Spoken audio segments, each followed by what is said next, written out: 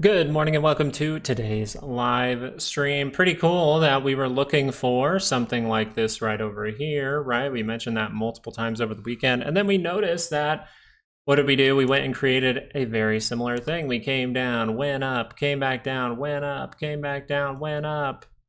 Came down, went up, came down, went up, came back down, went up. Okay, awesome. Now we're looking for that 2-hour confirmation this morning.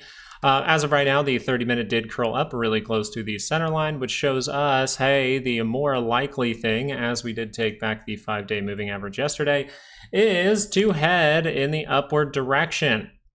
So what are we paying attention to next? Yeah, this is awesome. If someone has trades in this, that's great. Pay attention to it if you need to. Manage risk, right? We're always managing risk. Always give yourself that 1% chance that this thing could turn around on you. We could go fill a gap early on this morning, then end up heading in the upward direction again. We have a huge amount of implied volatility. Daily expected moves, 597.89, 583.11. Now that we know the direction for now, if this is going to continue, what can we be aware of in the near future? Well, the fact that down here, we talked about all these divergences that were created. Now, do we see that in the near price action? No. So that's why we are leaning towards still another push higher, maybe to get through our monthly expected move, see if that's able to curl up into positive territory. Watch out if that starts to curl down, or if we see a little 30-minute divergence in these areas. Okay, it looks like we may see this leak into the end of the month. We'll see what happens. So just be paying attention if we see weakness in momentum outside of that weekly expected move. It'll look identical to NVIDIA, pretty much, right? NVIDIA back in the past, we called when this was going to happen, right? October 31st, we saw the divergence. You see the divergence. We reject the crossing up here and heads in the downward direction. Boom, we end up going back in that monthly expected move. Okay, so now we have an opportunity to see a similar thing. NVIDIA seeing some good upside with it. A lot of people saying like, yeah, okay, NVIDIA was down kind of before earnings came out. It was like right as it came out, it was down like 5%. And then you notice that it's gapping up. So I think a lot of people were talking about how NVIDIA's down and how that's going to affect the market. And I was just like, you got to wait till the morning on these things, guys. You got to wait till the morning. Now, the key thing for NVIDIA, is this going to be some kind of pop and drop? It does have the opportunity to be some kind of pop and drop, but just note that that would have to turn around pretty quick. You most likely, you might even be in a new series of highs here. Kind of want to draw this up just to see if we touch that point, but you do have a big weekly expected move, okay? Big weekly expected move. So can you go higher than this? Yes, you can. You can go like 4% higher than this and still be testing that weekly expected move at that point.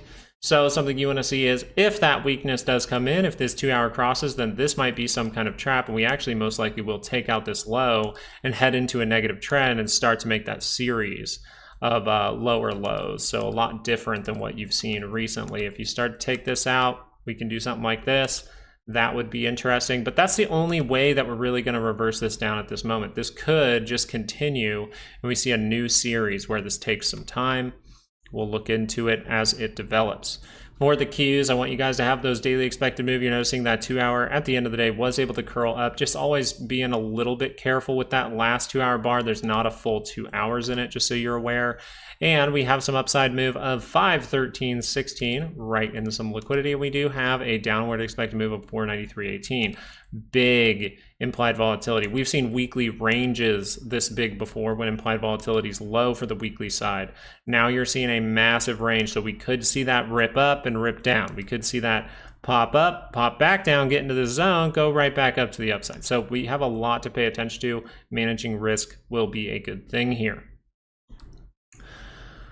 Looking forward though, NVIDIA looks pretty good. We might have some lackluster moves, and that would be one like Amazon. Amazon is one that's trying to create this floor, trying to confirm the divergence. It did, and now we're seeing that fade off of the 5-day moving average. So you weren't able to take back the 5-day for Amazon, and that's a big deal. We're seeing a few things start to fade these moves. We'll see if that continues throughout our day. But we just have to sit here and go, hey, if the 2 hours not curled up yet, it needs to curl up to go into positive territory. There's a long time left in these bars, right? There's a long time left. So one thing I wanted to pay attention to were a few stocks like Palantir actually was down overnight and then ended up popping back up. Remember, if this 2 hour were to cross, then positivity is the most likely option. Maybe make a little connection here and see if we can do something like that. That would be a solid level. Just any time that really sees that curl up, and maybe I have a weekly expected move. That's a main thing I want to do as far as profit taking when you don't really have anything to go off of. Mara, another great move. This is a trade that we were talking about. When were we talking about it? I think it was way down here. Oh, no, I think it was a 30-minute recently. I think it was right here. I gotta see if that pops up. Come on. Come on, you little bastard. Oh, okay. So actually it was right in here. So Mara was one that we were pointing out straight downward, but if you really look at this MACD and you look at this RSI, you're going, that is weakening in momentum and I need to pay attention. So I did take a little trade with this. I actually sold out in these levels right here, and then I was supposed to get back in on the 15, but I was streaming and I just totally forgot to get back in on the 15, and I'm kicking myself right now, but that's okay. We just noticed that that 2 hour divergence down there is on the MACD, is on the RSI at the same time. That's fantastic. And then we can see if the daily's able to roll up from that. If the daily's able to roll up from that, hey, Mara might have some more room to the upside. We'll watch out for little reversal signals up in these areas. But you can see how that daily was able to whip back around. So that's a good thing. Actually, in fact, this could be some kind of big cup and handle. We'll see what happens with this bad boy going forward. What we want to see is, does this fade, right? If this starts to fade and you cross back down on that 2 hour, it is close to negative territory. You would have divergence at these levels, so just be cautious. Mara, I didn't even know it, but Mara actually does have a short selling problem, and they're short selling the crap out of it right now, I can tell you that. Look at this. See if I can show it to you guys. Oh, sorry, I have to keep scrolling because it's in the tens of millions. So if you think that this isn't, they're trying to push this thing back down, then, well, why is this so high? That's what we need to see here. This is really, really high up. So a lot of the time, if this starts to turn back down, this is the analysis I'm trying to do. I don't want to talk about it too much because I still have to give it time to see if these things are right. But once it starts to turn down, and if the stock starts to turn down shortly after, like a few days after, this might cross down, and then you'll see the price action cross down shortly after, meaning they have won the battle. But I want you to see that they are doing this at the levels of the last time that this thing really saw a massive move. They're doing it at the same levels. So this could continue for some time. We'll see if this is able to pull all the way down, but I just want to show you how Mara is having some people behind it that do not want that thing to go up. Just remember again that the 2 hour for the SPY has not confirmed. It might after filling this gap. Let's go look over at that real quick, and then I'll read the chat for a moment here. NVIDIA not able to hold the move as of yet. Trying to curl up that 2 hour. You see the SPY trying to curl up that 2 hour, but it's on a negative bar now, so that's a problem. We'll see if maybe this is just a retest to then fill the gap and head in the upward direction. We'll find out. As long as this crosses and it's on a positive bar, it looks pretty good. Good morning. As far as my thoughts on GameStop, I am seeing major reversal signal here, guys. I am seeing major reversal signal here, and this is just for the daily scale. Now, this is on a 2 hour chart, but we think about this based on the daily. Where is the daily at? It's seen a great move. It has seen a fantastic move. If this is going to behave like a regular stock, then this could just turn down and get a daily pullback, right? The last time that we saw even something massive, you still got a daily pullback, and then you saw another move later. So we haven't even seen something absolutely massive yet. This is great to see. It's trying to close at higher levels. That's great. But you can see how there's 2 hour divergence in here. What do we need in order for this to break through 3104? You need the daily, the 2 hour, and the 30-minute crossed up into positive territory. Right now, you have the daily crossed up. You have the 2 hour crossed up. And you have, I believe, the 30-minute Was this crossing up again? See how that's crossed down. So if this is going to continue higher, that could be a good thing. And really, there's no reversal on the 30-minute in this, so that means this could just pull down for a moment and then curl back up, so pay attention. But the 2-hour, if this goes too deep and this little pullback in here, maybe if the 2 hour is not just like a blip and turns back around, well, you have divergence here at the high. You have divergence on the MACD, you have divergence on the RSI, which tells us, hey, there is weakening in momentum to the upside, which means the battle right now is maybe being slowed down by the short sellers or the hedge funds. So this is why reading momentum in this is very good, because all you need to know is if the momentum is good, if you're going to see something crazy to the upside, the momentum will continue to be good. It will continue to be good. If the momentum turns down here and you see that blip there, that means the momentum could be shifting to negative, which means bad. It doesn't mean it has to immediately, right? It's positive, but it's pretty damn close to that center line at this point. It's got a little bit of room, but it's pretty close. So if this crosses, I might have to manage risk on a position trade I have. I can still hold on to the stock, and then if it comes down to these type of levels and turns back around, we can talk about positivity again. But I want you to be aware of this. Everything is good right now, except for the 30-minute. So everything is good right now. It's just when it does that, or if it does that, then you want to react, and then you want to see, hey, is that able to turn back up? Right? If we follow momentum, we can really manage risk here. And if you're like, oh, I really don't want to miss out, well, then have two positions like I do. I have a position I trade back and forth, and then I just, like, that's something I've been doing recently with these good moves. And then I have a position that just says, hey, at the beginning of the month, it's usually really freaking cheap. So I do that with AMC and GME. Is big money dumping on us? Qs, we can see here that that is coming down. It is more likely that this is to freak you out in the morning, but it's good to pay attention to. I mean, if this 30-minute does rotate back down, it's really close to the center line. It's just these are very tight curl up, curl down type of things. The most likely scenario is this is a liquidity grab, this is filling a gap, and then we're still going to make that move higher. You just have higher implied volatility. So I would expect a lot of this. You could see a move like this, back off, move like this, right? So I mean, higher implied volatility, you're going to see a lot of these things. As long as things are curled up on the 2 hour, man, we actually saw that resistance come in right there. That's a little bit worrisome, it is. But I would most likely just say, if the 2 hour can cross up on a positive bar, we should expect positivity. The only problem I'm having with NVIDIA right now is you've already tested the high and made a new one and saw the rejection. So watch out if that 2 hour rolls over for NVIDIA. The 2 hour rolls over for NVIDIA, ooh, that might be ugly, all right? Or we might just have more work to be done to turn back up. But it would say, hey, that's going negative. You can chop this low, maybe go test 135 again. I'm more so, based on the market here, I'm more so leaning towards us getting up in these areas, but I can change that thinking. The reason that I'm leaning towards that is just because if you look at this, we're looking for a 2 hour divergence maybe here for a bigger sell-off, for a corrective move, in my opinion. Maybe just a quick corrective move. We do have that Russia stuff going on, man. We got some weird stuff. But if you go look at volatility, you just notice we saw all these little divergences, and guess what? It's going to the 5 right now. If that 2 hour flips back up, okay. That 30-minute rips back up, okay. You might have more work to be done, and we can pay attention for a reversal signal again, right? It helped us here. It didn't really help us the most here, but that 2 hour was able to confirm down. So if this 30-minute does cross up, we can still see some lows come in. But if it creates reversal, that's when we say, okay, now this thing could beat down.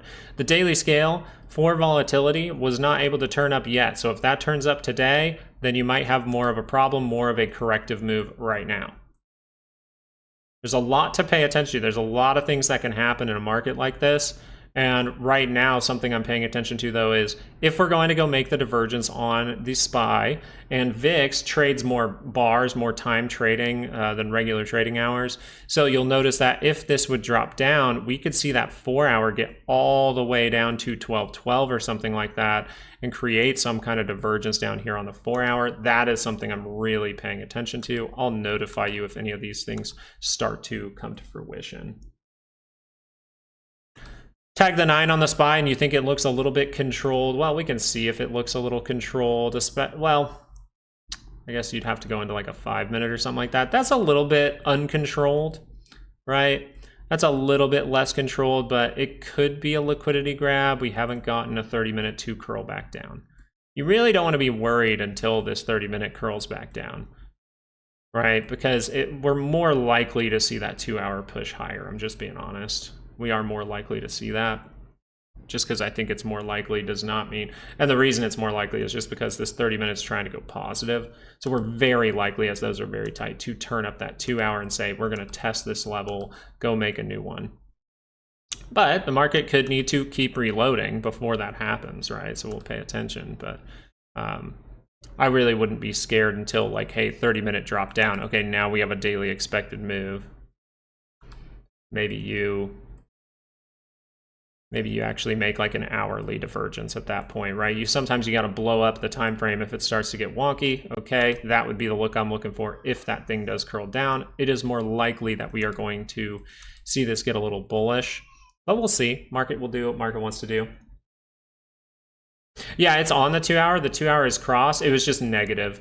So I don't want to talk too positively about something until I see it is positive in crossing, right? If this bar was really red and closed like this right on the 9, would you say that's a great, great bar to get into something? No, you'd more so want to see this cross up with at least positivity, if not a green bar.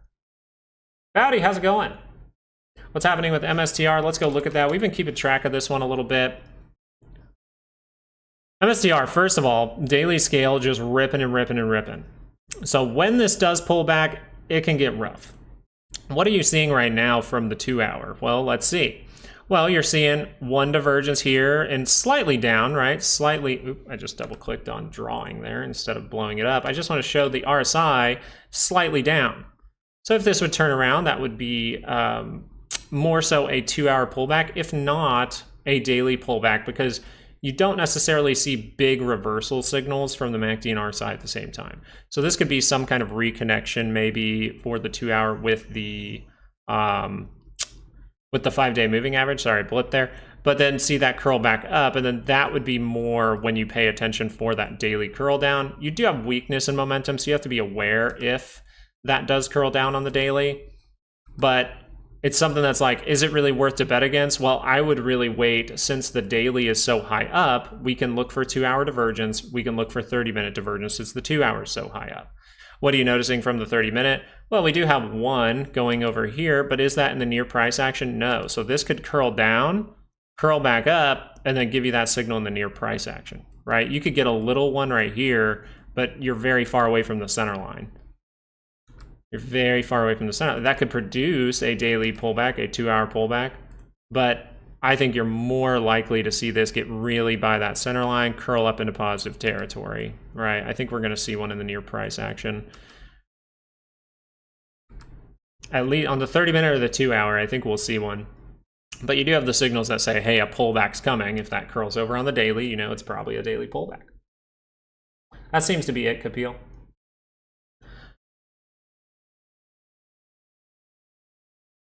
Yeah, yields are lower. There's some kind of reaction happening here. And really it was with, TLT making great. This is the best the signals looked for the 30-minute on TLT, right? This was the best look. It's been wonky. So I've had to manage, I had to, this one I had to scale back in, and then here I had to manage the trade again. So this one, trying to see if that can curl up into positive territory on the 30-minute, and the daily's already curled up here with divergence. So there are technical reasons, there are momentum reasons that TLT wants to go up. And if you go look over at the 10-year yield, you're going to see the same technicals saying a daily pullback is likely coming. Now, is this really, really close to the center line? Are we going to see yields absolutely plummet? This chart says that is possible. That is possible, but very difficult to do. You have a lot of time. You have a lot of time. You would have to sell off for like 3 weeks to even go negative at this point. So these yields could back off and then end up breaking through again. So we'll pay attention to it unless we see some kind of massive reaction from TLT.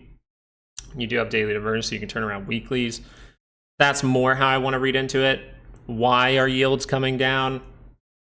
You know, I'm more of a person that's just like, if I see the signal, that's awesome. If I sit there and wonder why forever, it kind of slows me down. Now, if you want to know why just because like you want to learn, that's awesome. Like I will do that. But most of the time it's just the technical. Okay, here's how it usually goes, by the way, with technicals, just so you're aware. The divergence will show because rich people are trying to pump this thing up one more time and sell off their stuff, but there's not as much momentum at the second push, right? So you'll notice that, and then this will come down, and then you'll get news. So this will happen, this will confirm, then you'll get news, right? That's usually how technicals work. And the reason that that makes sense is because you'll notice with SPY, with the SPY, right here, we made a lower high, or a higher low, sorry. God damn it, I always get that wrong. Right here, we made a double bottom. Here, we made a higher low, and then that confirmed. What happened shortly after that? The news, right? If we just look at it that way, look at this. Look at this. You really don't think, like, look at the election. There was an election. An election. And you saw a little divergence down here, and the 30-minute crossed, the 2-hour crossed, and then what happened? The news. The technicals get it pretty right pretty fast, unless it's like a black swan or something like that. That can happen kind of like at any time. But even before black swans, you'll see divergences and things like that. Like people know that it's coming. I think it was, maybe it was even 2020. Remember 2020? 2020 was a crazy one. Let's go look at it for fun. 2020, you want to see this? You want to see this? Okay, here you go. What happened in 2020 before something really bad happened? Well, the technicals got really, really freaking significant. You notice it's flat, it's flat, it's flat, got significant. Right when it gets significant, it confirmed on this bar. What happened right after that? Literally the day after momentum confirms it. Well, the bad news starts to come in. So that's more why I like technicals and why I switched very early on when I was trying to be a fundamental trader, trying to be like a Warren Buffett dude back in the day. I was just like, wow, something's weird because this doesn't really work too well, right? It only works if you just have a bunch of money and you buy and hold, or you're building that over time. And you just sit there and hold everything always. And then maybe you sell at monthly signals. But if you just never do technicals, then you're going to be caught up in those terrible times too. And that's just very hard mentally. But you'll see. Now you go, do we necessarily have that signal right now? Is this divergence in the near price action very significant? No. Now, if we made that 2-hour push higher, this daily was able to cross for a brief moment, then you see that turn down, and this goes like this and turns down, would that be more significant? Yes. Right? So the point I'm getting at here is most of the time, the way people are moving their money because they know more than you do will show weakness in momentum before a big event. And if that big event does not happen, you will just see momentum able to curl back up. That's why I really like it.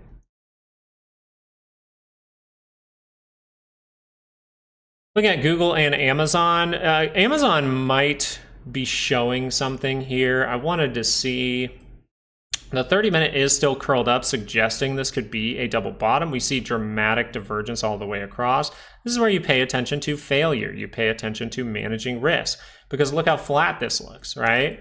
It looks very flaggy. Have we seen that breakout moment to say, yeah, we're taking back the 5? Not really, and this hasn't even gone positive. So it says, hey, I can take a play, but I have to realize that hasn't curled up like across that center line. That hasn't curled up on the 2-hour. Hasn't curled up on the 2-hour. And the thing about Amazon, why you have to be a little cautious with this, as it is rejecting off the 5, is because Amazon is the one of the only stocks that gave us major reversal signal here. The 2-hour actually made the divergence. 2-hour made the divergence. So should I even be surprised if this continues? Most likely I shouldn't. But if that would curl up, we might have a moment, and then the likelihood here is a little bit more towards a lower high.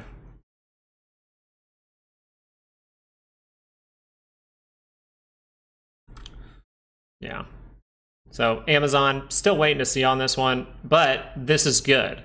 It's good to pay attention to ones who haven't seen the move yet. Because what if that 2 hour does confirm? And then you have a weekly move right here. And that 2 hour confirms, and then you go, okay, swing trade, and then you play and you see if you can get to that weekly expected move, and you manage your risk throughout these moves in here. It's good stuff. I like this question. I mean, it's good. Google, yeah, we'll go look at Google. Google was another one that had some big reversal signals. So, God, I keep losing my place in these freaking, I need to organize this better. Google was another one. You notice Google seeing a rapid sell-off here. Rapid sell-off. Awesome. Why is it awesome? Because we see this signal, we see the signals all the way across. We see this, we see when that got even more significant, straight down on the RSI. Google was one of the ones saying big weakness. And big weakness, big reaction. I don't know, maybe even to the golden pocket there. Yeah, straight to the golden pocket. You see that? See that little red line? That little in between the green and red line, straight to the golden pocket. Good little sign. And resistance came in. The big problem with Google that I was talking about with it was this is the quickest handle you'll ever see. Okay. Right? And so you got excited and then you dip back down. You cross down, you're able to go negative. You never swing back up on the MACD. That's why I like the MACD, even though it's lagging. I can make plenty of money using it. Now we're coming down to a very key level.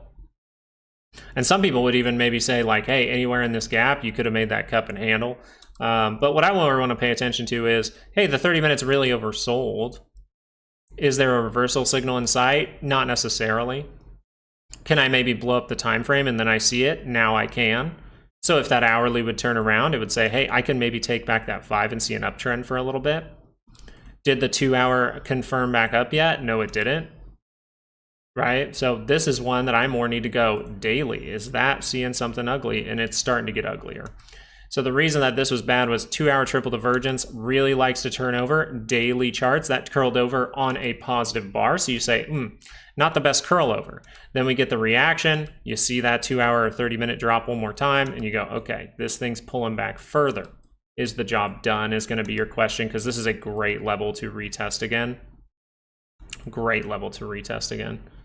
This is the breakout level. You break out, come back down to it, break out again, come back down to it. What happens next? Do we see major reversal signals from Google? Not necessarily, but the only problem here is this would be a lower high. So you don't have to see those signals. I think it is likely we're probably going to see those signals eventually, but this could be more of a dramatic thing before we're able to actually base out. So I'm looking for that 2 hour to confirm on a positive bar. I used Apple yesterday to trade, right? Because I found some good signals in here. I mentioned it live that I was looking for that and popped to the upside, but I have, my ways. I've done this for a long time. I have my ways to get in at these levels. And then when I saw that rapid move up, I immediately sold at the end of the day. Now, why did I sell at the end of the day? I practice what I preach. I'm managing risk. If I get the chance to make 100% on a trade because of some random move up before the most important earnings possible, I'm probably going to take profit on that trade and just go, thank you for the money. All right, let me look for the next one. Good stuff. Now we have to see if that 30-minute rotates back down. That's not going to be a good sign. That's going to be rough. Because the reason it can be rough for Apple is because you have the reversal signals here, right? You have more weakness that came in with momentum here on the 30-minute. You see that that 2 hour is confirming back down. It's still whipped back up just like we thought it would, right around 225.84. That's why I was looking for a trade for it, but now you're turning back down. That could mean there's more work to be done, or that could mean that the trend you're in might continue. Look at this. That 4 hour turns down, what's the most likely thing to happen? Well, if you really zoom out on this, let's pretend the bars are tiny. Let's pretend the bars are tiny and this is a 30-minute chart. Does this look controlled?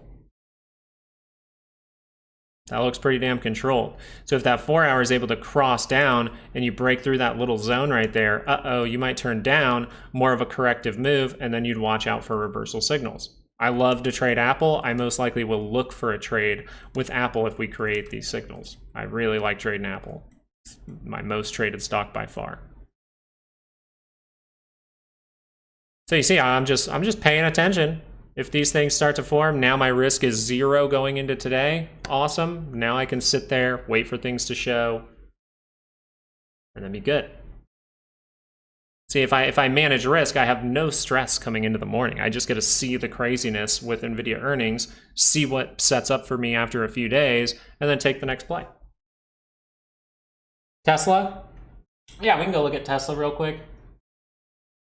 Excuse me. Tesla, this is one I'm genuinely concerned whether this even breaks up or down. Because your weekly expected move is very close to right here. It's very close, like less than 1% close, your weekly expected move. So let's just say that weekly expected move is even right here.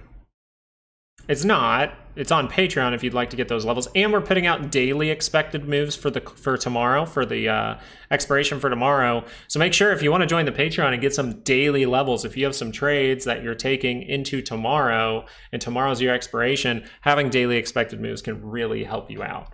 It can really help you in convincing you like, hey, this is as high up as the options market price Tesla to go. Let's say that's outside of a weekly and you do something like this and you go, oh yeah, that's just going to keep going. Well, if that happens early on in the day, you might just say, ooh, that's as high up as it's supposed to go, and we could see that resistance come in. So it's very helpful, and we'll post that later tonight. Now, you do notice the 30-minute is curling up. This is great to be holding in this level, and you see how we're kind of just making some form of consolidation here, and you just got to see which way this thing really breaks. I'm going to make this kind of flat across the top. I think this is the most likely look here. And you just want to see, is that going to break up? Is that going to break down?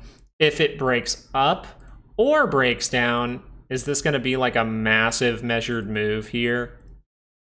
Is this going to be a massive measured move here if this breaks down? Or are we just going to fill a gap or set a trap to the upside? Either way, are we going to set a trap pretty much? So Tesla, I don't know if this is like the best opportunity in the world just because of where that weekly move is and we're heading into Friday. I would much rather like to see us get excited today, pop up like this again, as we have already confirmed we want to head back down, but you're still holding flat. I would like to see that pop today and going early tomorrow. We get outside of a move, and then by the end of the day, you see that curling down. Right? We see just a little blip here. This was just kind of a blip. We curl back up, curl back down. That is more of a trade setup. That's what I'm talking about. I'm not thinking any of these things will play out. I'm just saying how a trade would set up. If this would maybe back off again and then curl up, we could potentially make something down in here and curl up more close to that center line. You're kind of hoping for no island reversal either. My goodness, that's just sitting by itself. Yeah, Mara, we kind of went over it, but Mara, I would really be looking out for if this 2-hour turns down. If the 2-hour turns down, your daily's most likely going to turn down. And I did show the short sale volume because there's short sale. There's a lot of short selling going on in Mara, especially right now. You're seeing it at the last time this thing really popped off. You're seeing the same levels right now of short selling. So something to understand here is the short selling is now coming down for the last day. So that is something I'm analyzing, and I don't want to talk too much about it because I need more time for that. But that would tell me if this creates any weakness here and short sellers are saying, oh, we don't have to short sell this anymore. There's two things that could happen. Either they're giving up and this is going to rocket, or more likely they have said, okay, job done on Mara, now we're going to send it lower. Okay? That's kind of the options that I'm looking at, and I'm finding out more times when you hit those big peaks with the short selling and they start to come off for a couple of days, that more so leads to, hey, maybe 1 or 2 days of positivity, which you're seeing that positivity continue today, as right here, the short sell volume started to come down. And so that means they might have said, hey, job well done, this thing's going to go down. That's what I'm noticing happens more of the time.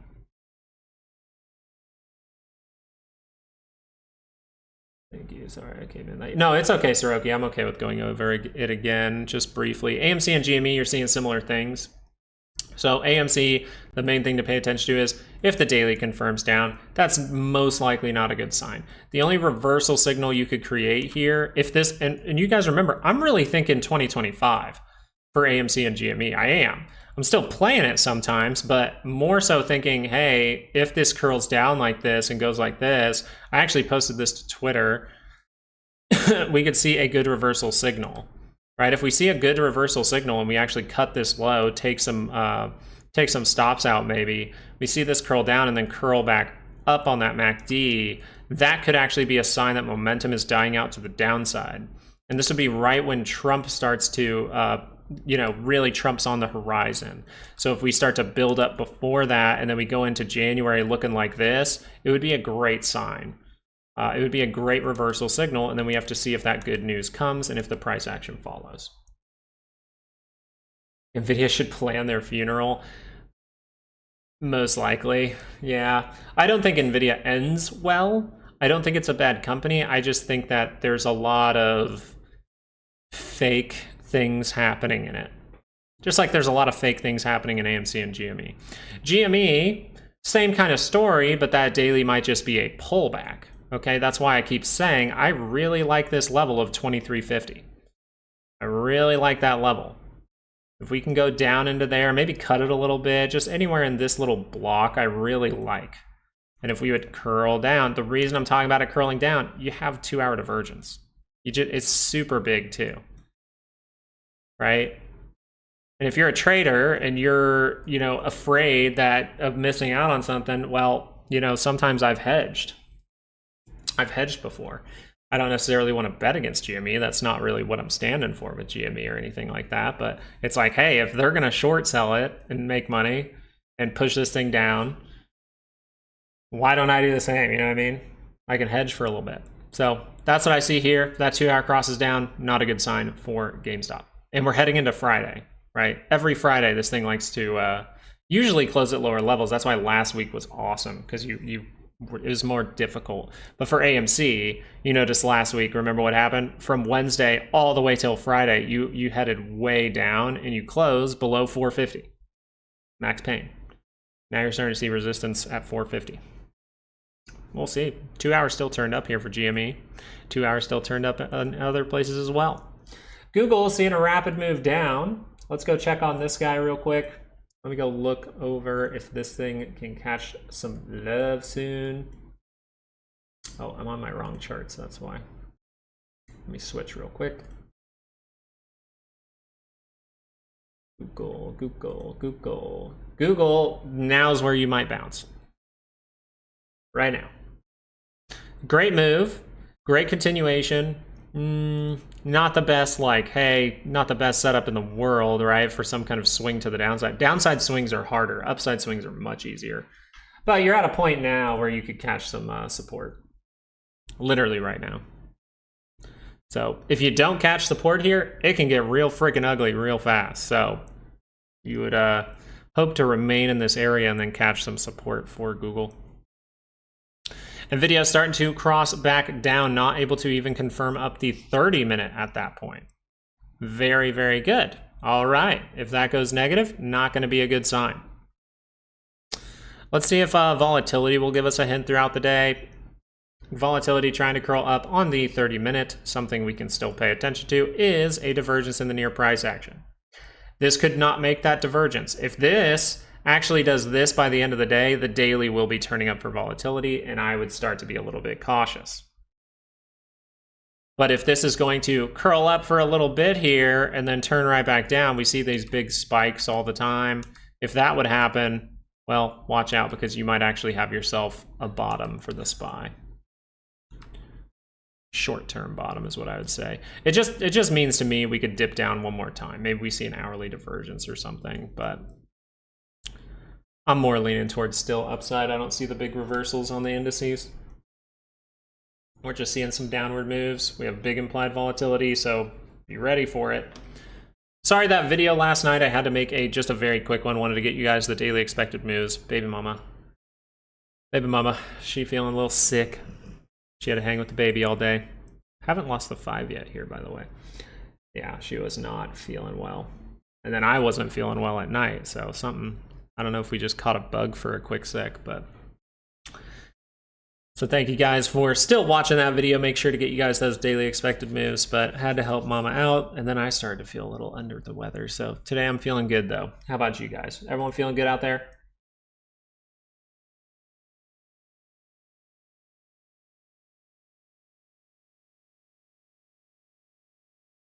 How's SPY looking? Well, right now you're getting that massive move up.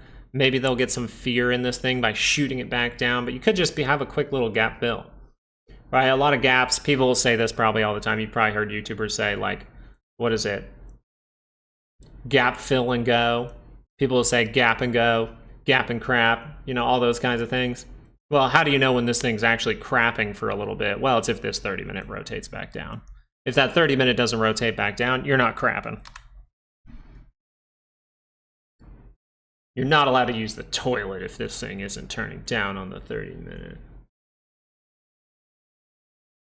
Yeah, and Tesla is one of those ones, Kalani. Tesla is one that is like, one, you have implied volatility raised for the day with the SPY and the Qs, and then two, Tesla is one of the stocks that is known to always, almost always, have like 80% implied volatility for the week. Hailing Lou, thank you so much for subscribing this morning. Welcome, welcome. Good morning, Frost Fox. How you doing? Reese. Oh, Reese, hopefully we did get to AMC and GME. We answered most of the questions over there. Ah, there's my noise canceling. Yeah, it's just, Tesla's a rough one. Tesla's a rough one. Like I said, I don't think this is the most obvious in the world, but you do have consolidation. It's just you have a move right above you. It's just really, really tight. So if I was doing anything, I'd just be like, hey, if I lose that trend, not good. And then I'd probably look at these highs in here, maybe just draw a straight line across that high and just say, okay, are we gonna break up? Are we gonna break down? It's really building up nicely. You do have room for the MACD to curl up. The only problem is the double top divergence. So it's just, if this rotates down, then while it's rotated down, the most likely thing is to break it and probably fill a gap. If this continues to head up and we break this level, well, then you're most likely to continue to curl up this 2 hour and head in the upward direction. Actually, wait, the 2 hour curled back down. That's my bad. But this 2 hour might actually curl back up, and then you see a reversal signal. It's just very tight to the upside on a lot of these moves. That's why I took profit very early with Apple when it gave me the cookie. I like cookies. We can see that volatility has not curled up on the 30-minute yet. That is key as well. This has not curled up on the 30-minute yet.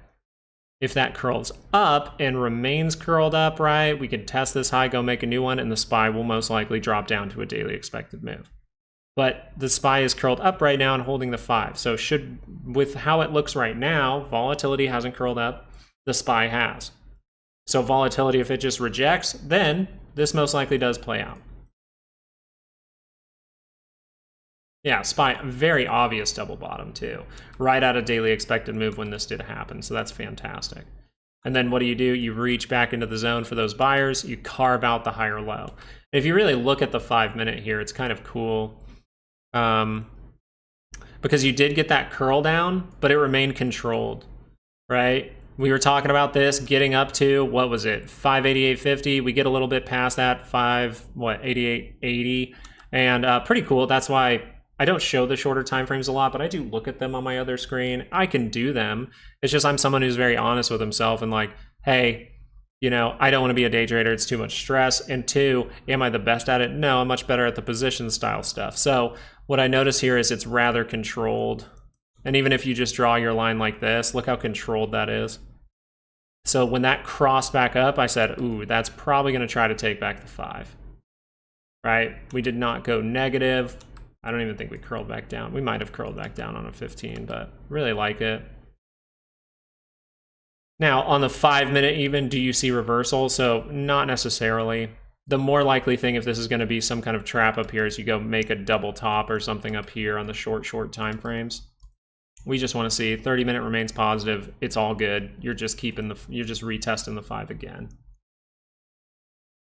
Luca was I was a winger. I was the left wing, he was the right wing.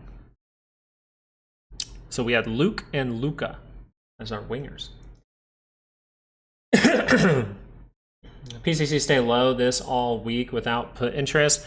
What I think about this is it really depends if we make reversal signal by tomorrow. I think it really depends if this 2 hour can project higher for a few days. Because if this does this by, let's see, Friday at 14. Okay, Friday at 14, right here. If we do that, that would be 1, 2, 3, 4, 5, 6, 7, 8, and then 9. A lot of people like that 9 sequential, right? That would be 9 2-hour bars right as you get outside of a week, out of a weekly and a monthly. And then if that turns down, this could be, hey, let's keep everything good until those options expire. They do that a lot of the time. A lot of the time you'll be like, wow, these signals look really bearish. You'll get one more curl up on Friday and then boom to the upside. Now, I don't see very bearish signals in here. I'm just saying I think a corrective move was coming, right? We said this could be the blip, then we go up, then we have the corrective move, then we end up getting that Christmas rally. That's how I think this will play out. Am I going to take trades based on what I think? No, I'm going to look at the signals.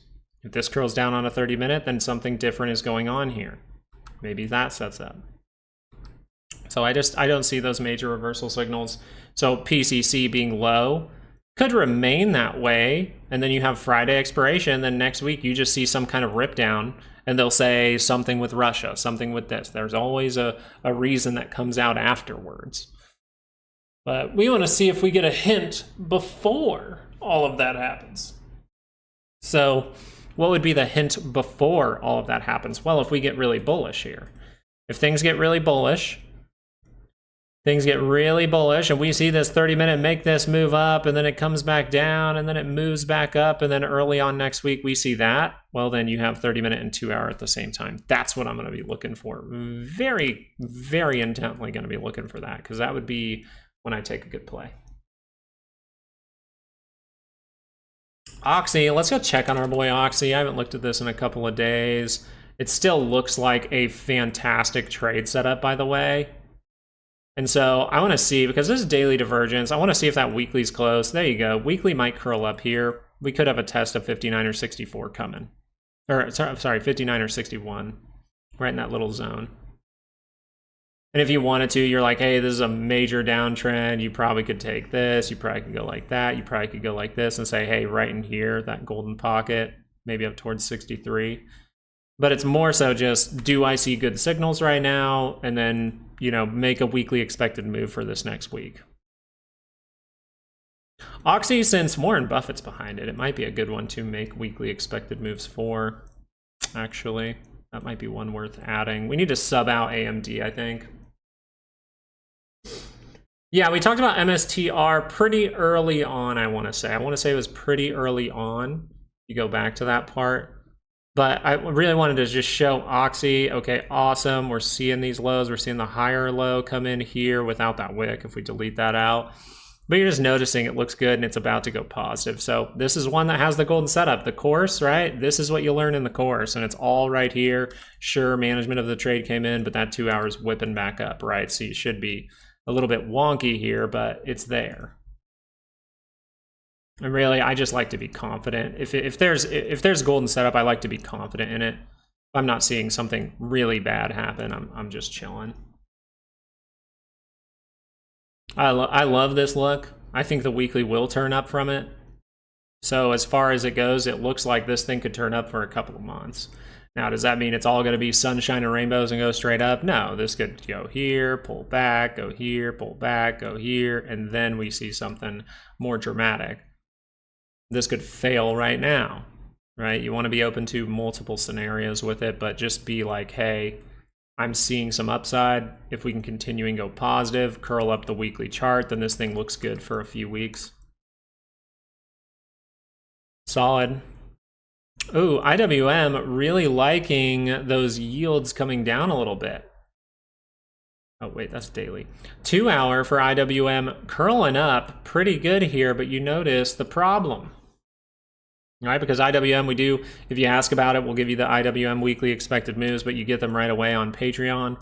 You just notice that that is now getting that curl up above the 5, crossing on the RSI, crossing on your MACD, maybe even going positive. But this was a big drop, right? This was a big drop. So you have to be aware if there's weakness within this move, because you're probably going to bonk your head on that weekly expected move. What you're kind of hoping for, actually, for next week, you're kind of hoping this kind of goes like this, maybe gets it or breaks through it and then consolidates back into it for Friday, and then you see the next move higher, and then you get that handle, and then you go higher. That's how you hope it happens, but there is some pretty damn good likelihood that you're going to get a lower high from this just because of how drawn down this was. It's still a dramatic push down. It can be a dramatic push up, but my target was 242.97. I just think it's going to take its time if it's going to end up doing that. That is what we'll pay attention to, right? Do we have room? I'm pretty sure we have room on the monthly scale. You do not have room on the monthly scale. So be cautious with IWM. Still, the signal's in front of you. It's saying continuation, but as far as this week goes, it's saying, hey, right here, as far as the monthly and weekly goes, is very sketchy. So if you start doing this and then you curl back down, pretty much anytime that 2 hour curls back down, be aware, because that can be another drop. Maybe to actually fill this gap down here. Oop, that was a bad drawing. Yeah, IWM not liking it.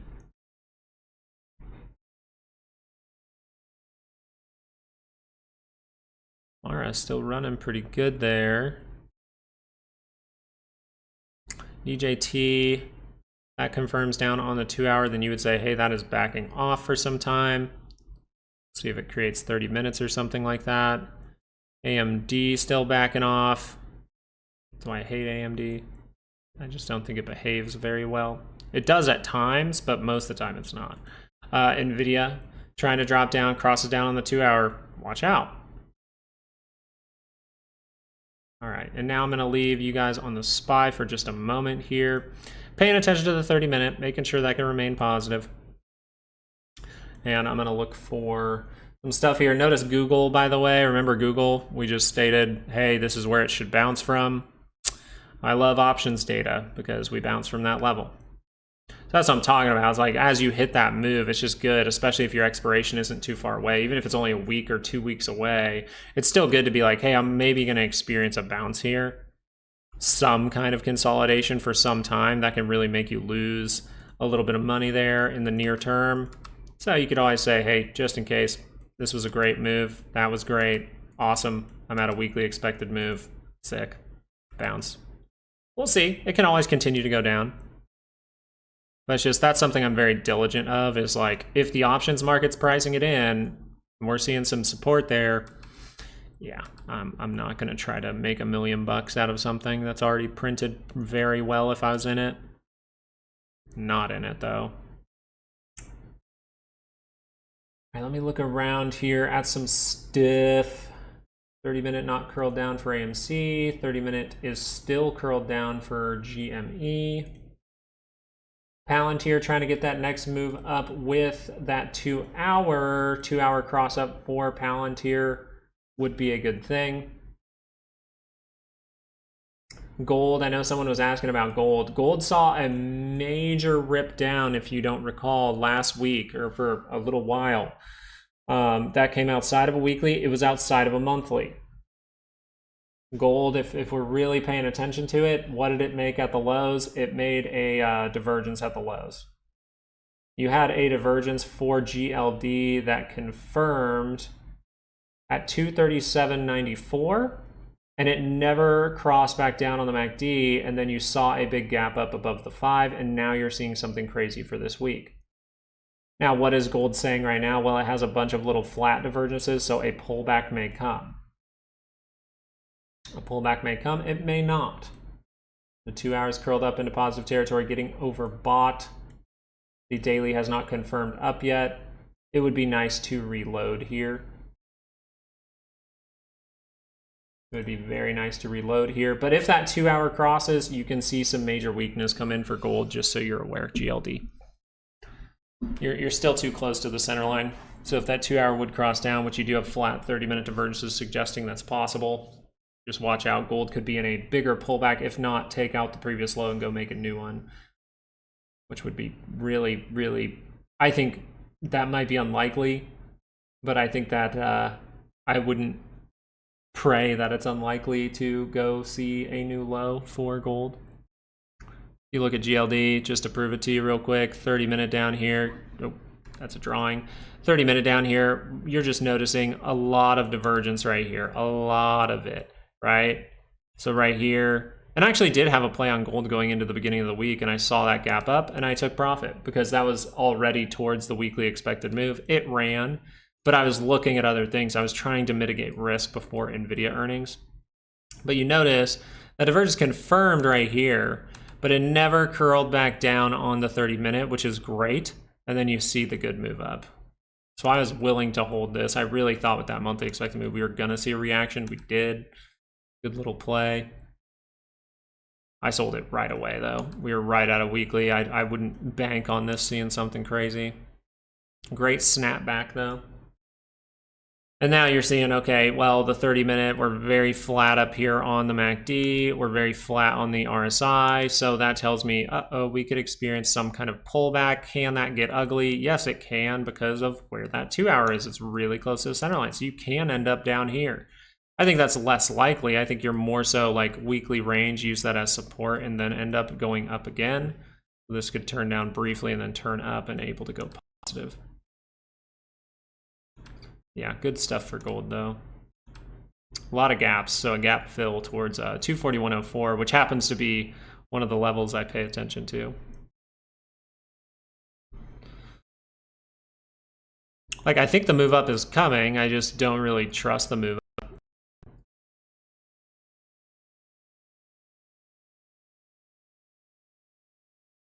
That's why I can just sit, chill, watch the fireworks. Yeah, silver actually held up better. Silver actually held up better.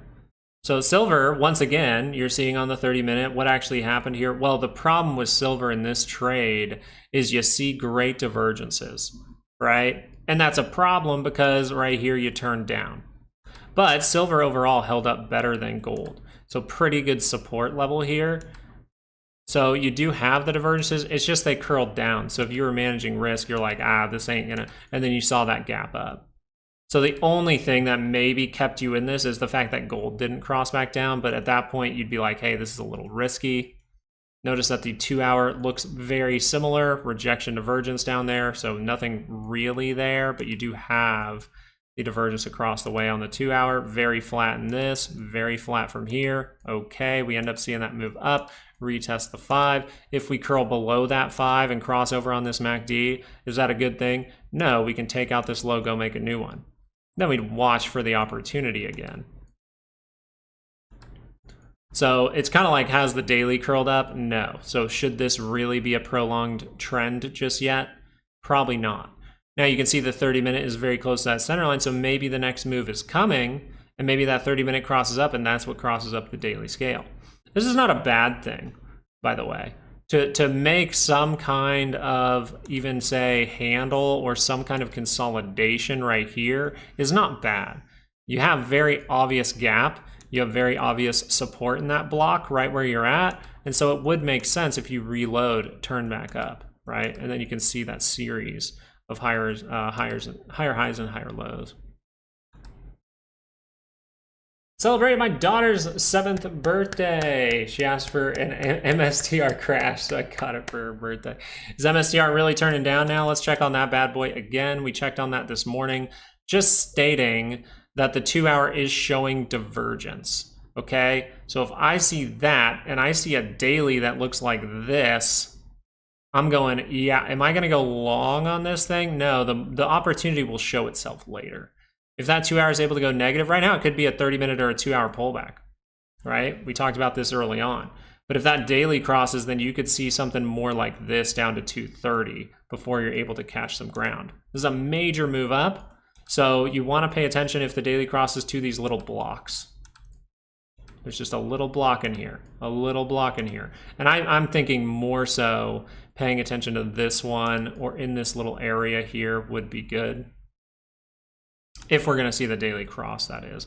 Because right now you could just curl down on the 2 hour, curl right back up. Right now you could just curl down on the 30-minute and curl back up.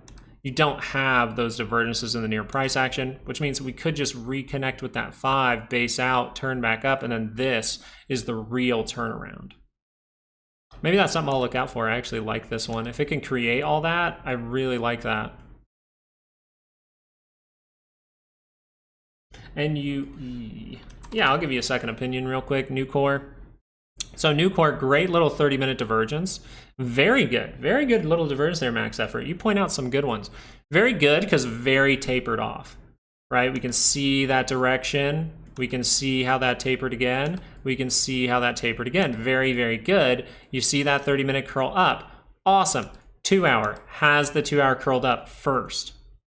Yes, it has. It is negative. It is negative. So there's always the opportunity to go do this. Now, one thing to notice here is the positioning of the MACD on the 30 minutes. So you're talking maybe management of trade coming in soon, right? But is this, maybe this is manage half, right? Because I'm a little bit positive here, right? I'm a little bit more positive than normal. So if I wanted to, I could just curl down a little bit more, remain controlled, and then turn back up into positive territory.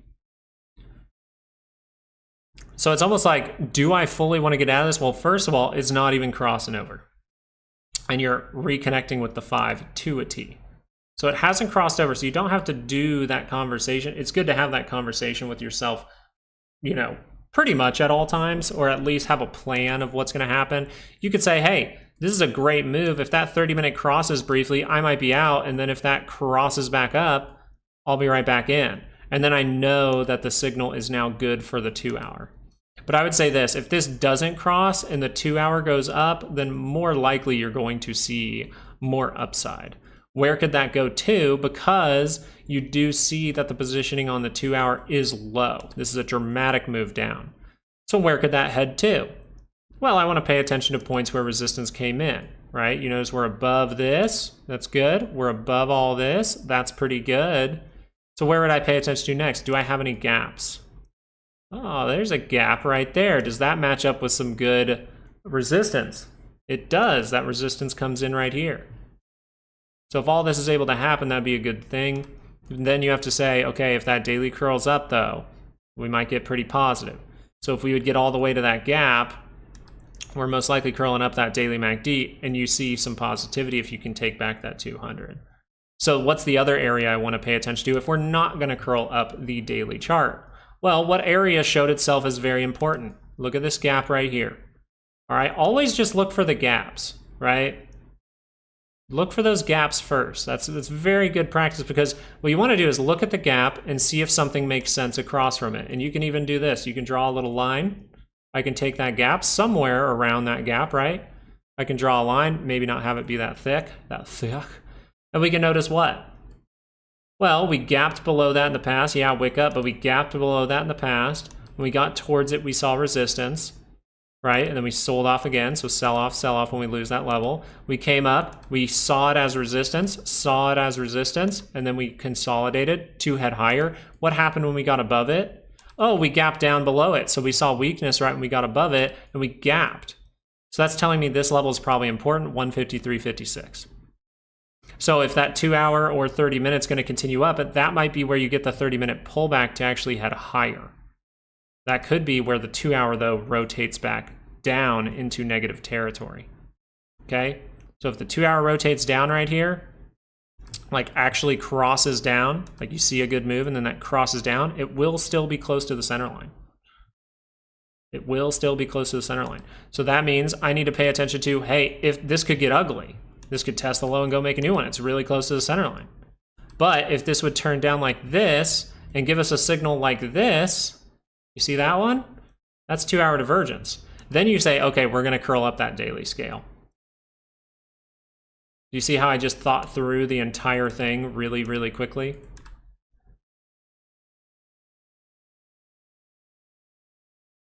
So I think it's not a bad one. It's just a 2 hour trade. And if you have a weekly range for this week, or maybe going into next week, it might be at 153.56. A lot of the time they line up. But actually, maybe we need to go a little higher. I noticed that that's there. So 154. Oh, and 154. What do we notice at 154? Drop, resistance, resistance, drop. So I actually like this level maybe even better. Yeah, it matches with this gap as well. The 154.03, 154. Very good. All right, someone mentioned the VIX. Hopefully that was helpful, by the way, Max. Want to make sure that we're understanding things correctly. Now, the 30-minute is able to curl up here, so that means maybe the SPY has more work to be done. We still have a daily expected move, right? We still have the potential now to make an hourly divergence. The thing is, if you are trying to find a good setup, you're okay with all of this. You like all of this. Because this would be the setup. The hourly turns down for a few hours, and then on Friday we see that curl back up. That would be the opportunity for real there. That would be it. Because one thing we're still waiting on is the 2 hour to confirm. It's unconfirming. It's unconfirming. It's likely for us to do something like this and really fake people out. I think the hourly chart, because the 30-minute got a little bit, had the curl up for the higher low, and then is trying to curl back down. First of all, that would be, hey, I need to manage something here. If I'm looking for the 2 hour swing trade and I took it early, if that 30-minute rotates down, it's not a good sign. But what's the next thing I can look for? I don't want to be negative. I want to say I'm taking control of my trading. I'm managing risk. That's fantastic. What's the setup I'm looking for next? Immediately, what could happen that could put me in a position to make some money? What would be the real opportunity? And now you say, okay, let me spread out those time frames. Let me make it not look wonky down here anymore. And this hasn't curled down yet, by the way, just so you remember. That hasn't curled down yet. The 2 hour hasn't curled up yet. You're still making a decision. If that decision is made and that 30-minute curls down, it is likely that we are heading to a daily expected move in a buy zone. Which means if we do this, and then we see that support come in, and that confirms on your indicator, that's why we're using the indicators in the first place to help us out. Well, if that would form, you would notice, and maybe this is more drawn out than that, right? Maybe it's a shoot down, maybe it's more drawn out. You would notice, what if we create that? Price action coming down, MACD facing up. We have a very deep level for the RSI, which is great because that means when this does create it, or if it does, we can see that very significant. And then we'd say, hey, that is a trade setup and we're going to get bullish here. And maybe we're not going to sell off just yet. Maybe we're not going to see a corrective move. We don't have corrective move signals. Not necessarily, unless, Daniel, it's unless you have the implied volatility that was set from Friday. So you have to have the implied volatility that was set for Friday. If you have a way to look for that information, you can find it and do it, awesome. But it's more so just good practice, Daniel, I always tell people this too. We don't necessarily say it in the course, but I've said it live a few times. Set a timer for, like, you know, if you just make it part of your habit, or set a timer Sunday morning for like 8 a.m., 9 a.m., whenever you wake up and you have your coffee, and just sit and have your coffee and make the ranges you want to make. Right? Do it Sunday. Do it Sunday morning. It will really help you out. Not only can you analyze it and look what creations you can make, right? What things could happen this week based on these weekly ranges? That's good to do. But you'll also just have it. You'll have the correct implied volatility every single time, and you'll have the range well in advance. That way you're not scrambling. That way the implied volatility is not changing when the night market opens or something, because that can happen. So it's good to do it Sunday morning.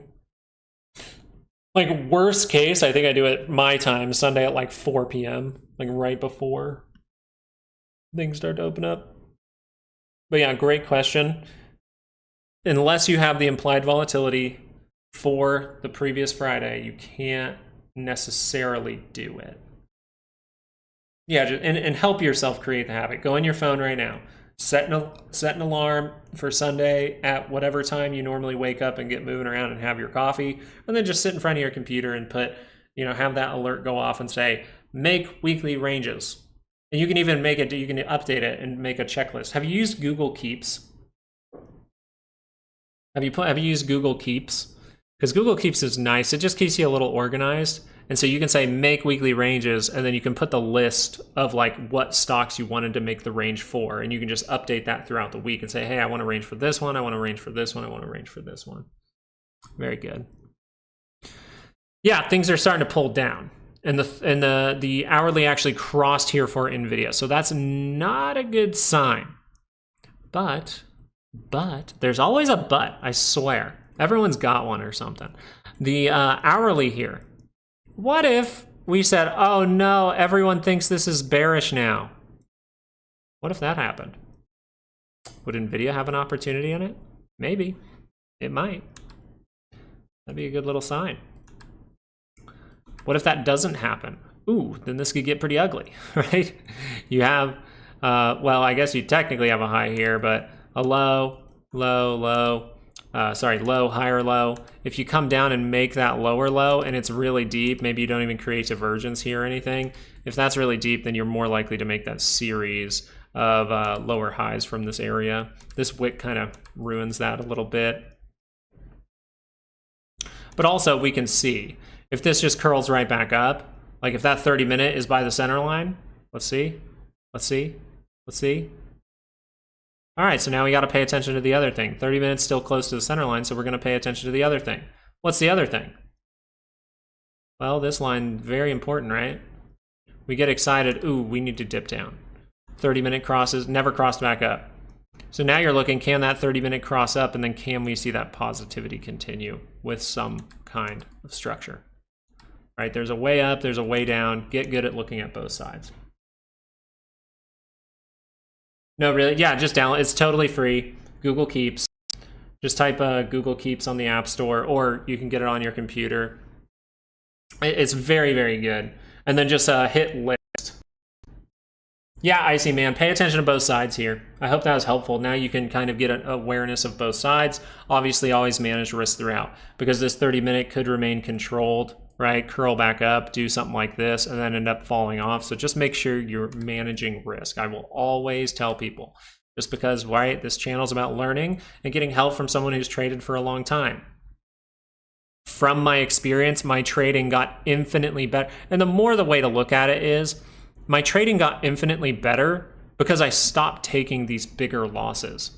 Even if it was 50% loss on a certain option play, that's way better. I used to let them just run out 100% and try to scale in and waste more money. Like, that was early on. If you're doing that habit, one of the biggest tips, I'll say this. What's the guy? I think it was, I'm gonna find the quote for you from one of the best traders of all time. I'm gonna find it.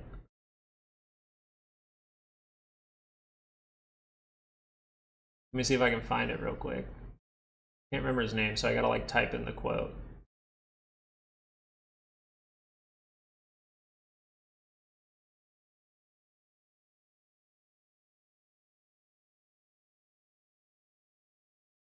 Here it is. Okay, I found it. It's like a list. All right, and the first thing on the list, the very first thing, I'll screenshot the list or write it out for you guys. Is the very first thing on the list: cut losses. Never hold on to a losing trade. That's one of the best traders of all time. He said the very first thing is cut losses. The second thing is ride winners. Pretty cool, right?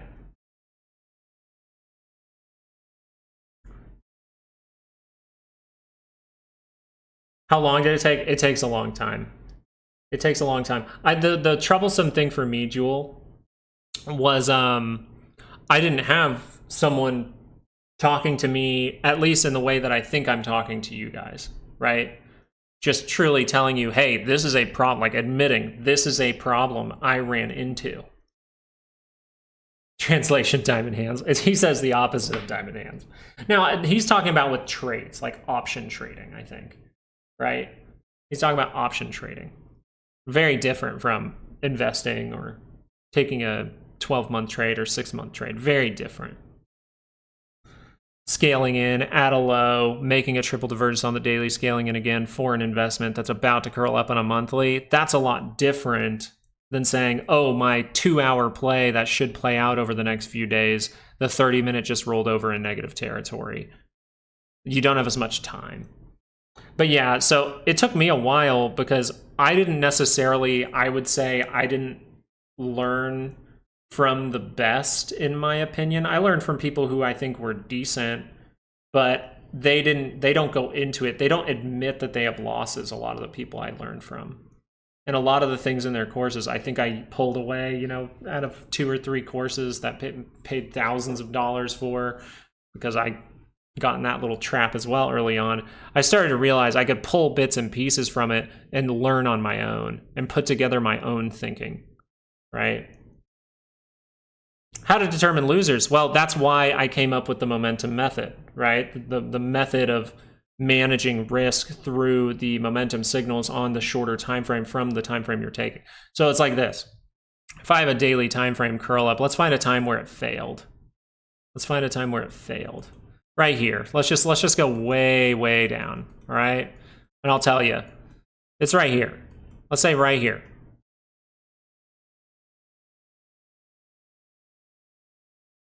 Maybe not the best one, but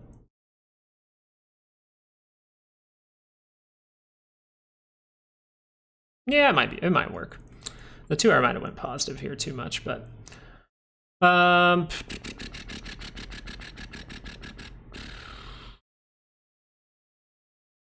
gotta find a good example because I can't just find a random spot and do it. Oh, here we go. Right here, this might be a good example. Let's look right here. We curled up on this red bar. So if I didn't know, hey, I want to see a positive bar, and instead I see a daily bar that's negative and I take the play on a swing trade maybe, right? Let's say I take the play on a swing.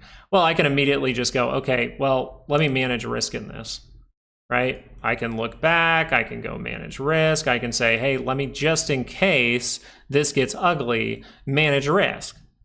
Just in case that daily is going to fail. What ended up happening in that area as that daily crossed up, we noticed what? A 2-hour pulled back. And then what happened afterwards? Well, that managed risk. I go, okay, let me manage the risk here in case this falls through the floor because it's closer to negative territory. Just a little bit, right? Now, you could argue that's far enough away for your liking. You can mark your own levels of the MACD if you would like, right? To mark those levels where here I'm, like, you can literally do this. You can say, okay, if this is at 0.5, if we're below 0.5 or we cross back below 0.5 after we get past it, then I'm going to manage risk, right? You can set those standards for yourself. I don't necessarily do that. I'm more of a gut feeling kind of guy. I'm like, hey, anytime you manage risk, it's not a bad thing. But you can see the 2-hour turn down here. What happened? That could have got ugly. But the 2-hour was able to confirm back up. And then I say, okay, I'm back in the play. And now on these curl downs, right, those are much higher in positive territory. Those are much higher. So if I create that line for me again, say at 0.5 or whatever, right around, we'll say this level. Well, look at this. Did we ever even go below 0.5? No. Did we ever go below 0.5? No. Right?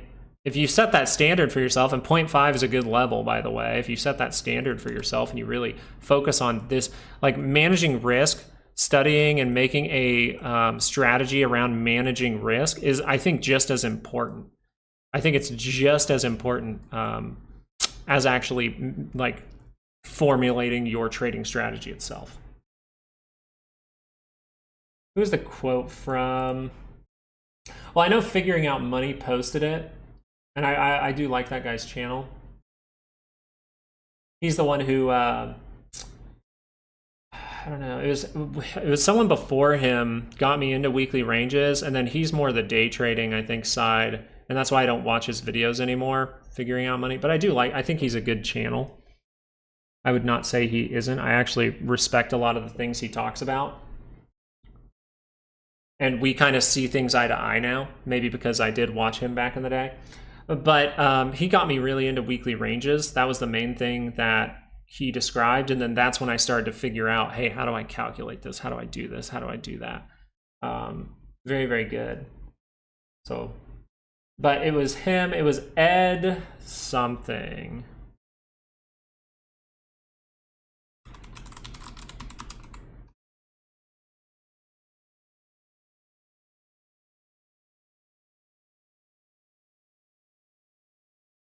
Let me see here. Here you go. It was Ed Arthur Sakota, who is a commodities trader who earned a bachelor's degree in electrical engineering from MIT and management from MIT Sloan School of Management, both in 1969. In 1970, Sakota, I don't know how to say his name exactly, but pioneered systems trading by using early punch card computers to test market trading ideas. So he's someone that was involved with trading very thoroughly in 1970s, and he had his little list of things, and that's one of the first things on there. I just think that's cool.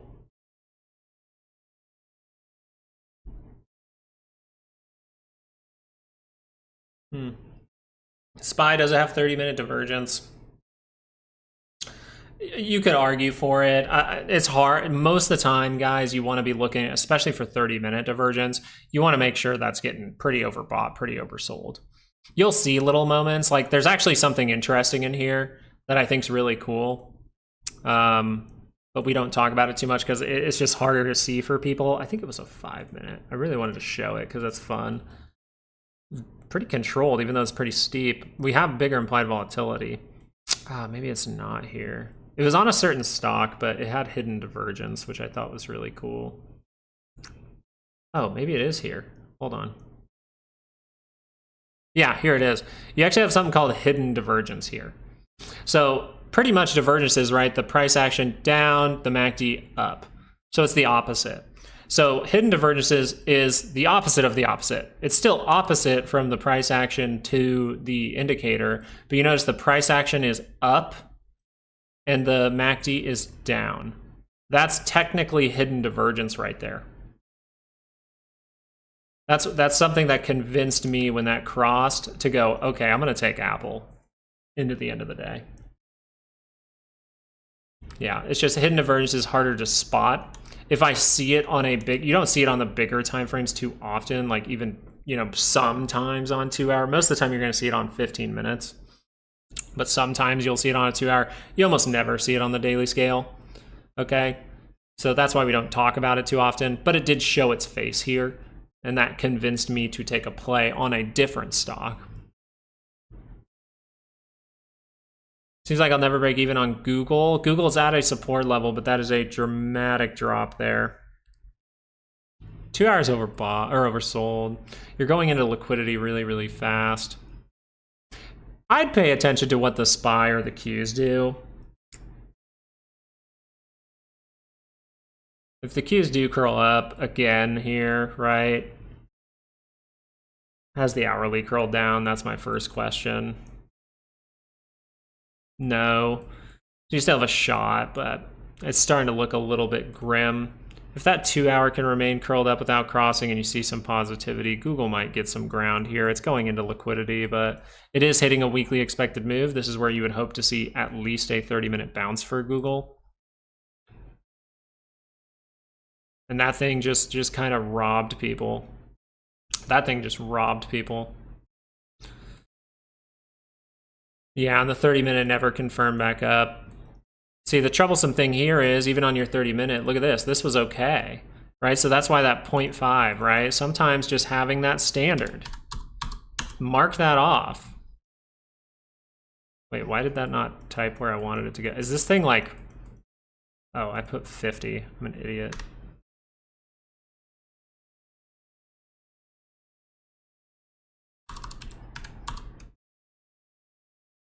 I can go like that. I can do this, and then I would say, okay, but if I cross through this, if this little, this blue line crosses through that, I need to say, ooh, this could get ugly. Right? I could set that standard. You can make that standard wherever you want. You can make it 0.25, you can make it 0.5. It's just something that you can do. I used to do it. Now I just kind of go off of gut feeling. But that's just because I've traded for a long time. I've used these strategies for a long time. I've used the indicators for a long time. But something with 0.5 would be pretty solid. It'll maybe keep you from these type of things.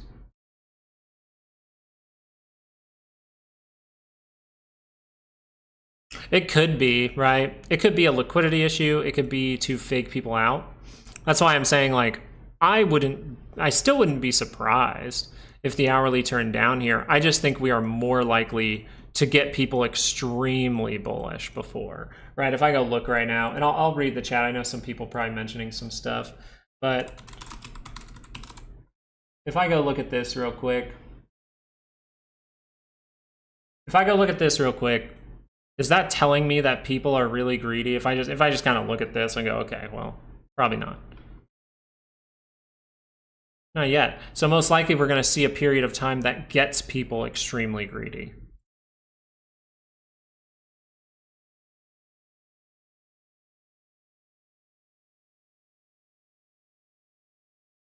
Oh, I need to check on some things here. All right, GME getting really close. Using the monthly expected move right now as some support and reacting off the 5 just near it. If that crosses down, though, that is suggesting a daily pullback is coming. Yeah, I don't think that neutral is where they usually like to trap people on the greed side. Like, if they were bearish, they'd be real bearish. And we're not seeing that right now, anything. I think they want to get people extremely bullish with a 2 hour to cross up with a positive bar. That's a positive bar. You kind of hope it's not a hammer like that, but that is a positive bar above the 5, crossing up the MACD, above the 9. So all of this adds up to, hey, the RSI is crossing the center line. That tells us what? Well, we can go test this high, go make a new one. If I'm expecting that by the end of the week, how high up should I expect this to go if this confirmed? Well, I have this purple line, the options market. I'm not going to make up that level. I'm just going to let the options market tell me how high everyone else is expecting it to go. Okay, 597.33, awesome. If I have an expiration, even a week out, I might just go, okay, that's where we might consolidate. AACG is dumping. And then let's go check on Tesla here, because this one was pretty tight. What do we do? Uh-oh, did we break it? Oh, the drawing little lines sometimes helps a little bit. Drawing little lines sometimes helps a little bit, doesn't it? And a lot of the time, you want to get about 75% through the bar before you see something happen. So I'd say we have maybe a little bit more time left. You actually can calculate that. I've calculated it before. You just measure the date from here and the date from here, or the amount of hours, and then you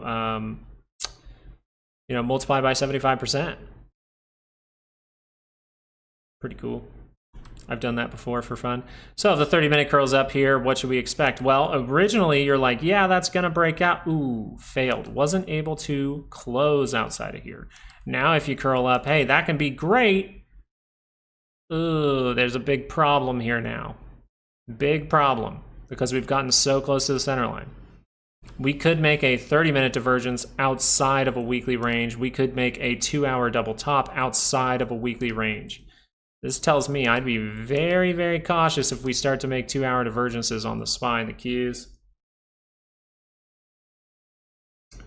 The amount of hours, if we want to use it on the shorter term, you do days, right? So if I was doing it on the daily scale, and I say, oh, there's a falling wedge, and 75% of the bar of the wedge is usually where you break through. Well, I can measure where it started, where the peak is, and then say, hey, if there's 100 days in here, then on the 75th day, we are likely in that time frame, that area. It's obviously not going to be to a T, but you can say, okay, 75 days would be the level, because 75% of 100 is 75.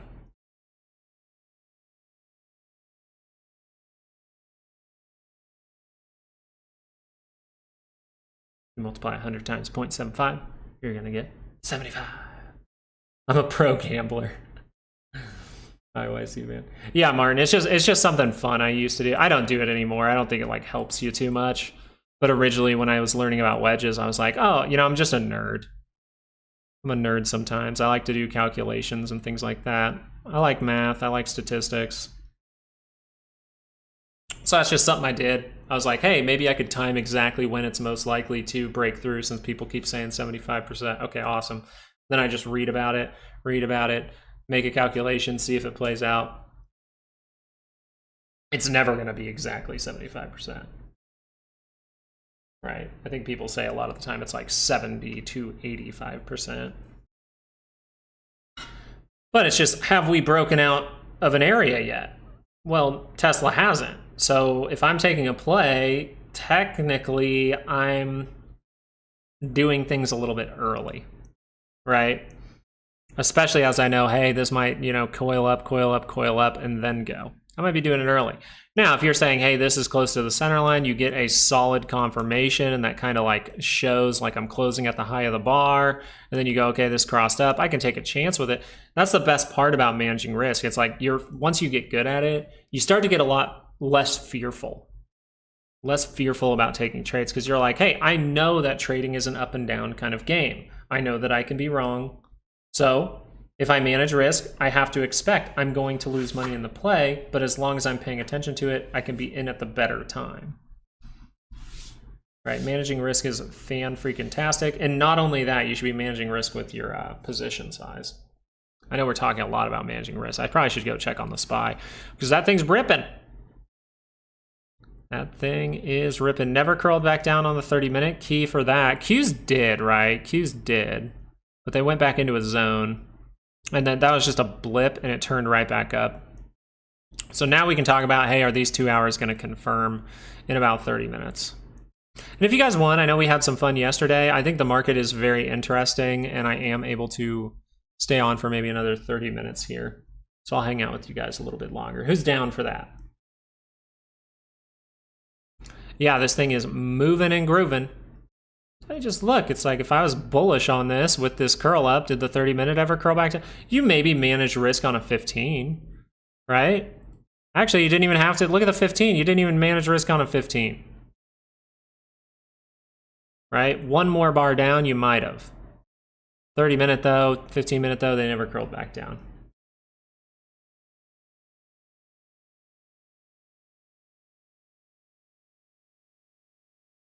Yes, yay, yes, yes. Okay, cool. I'll stick around.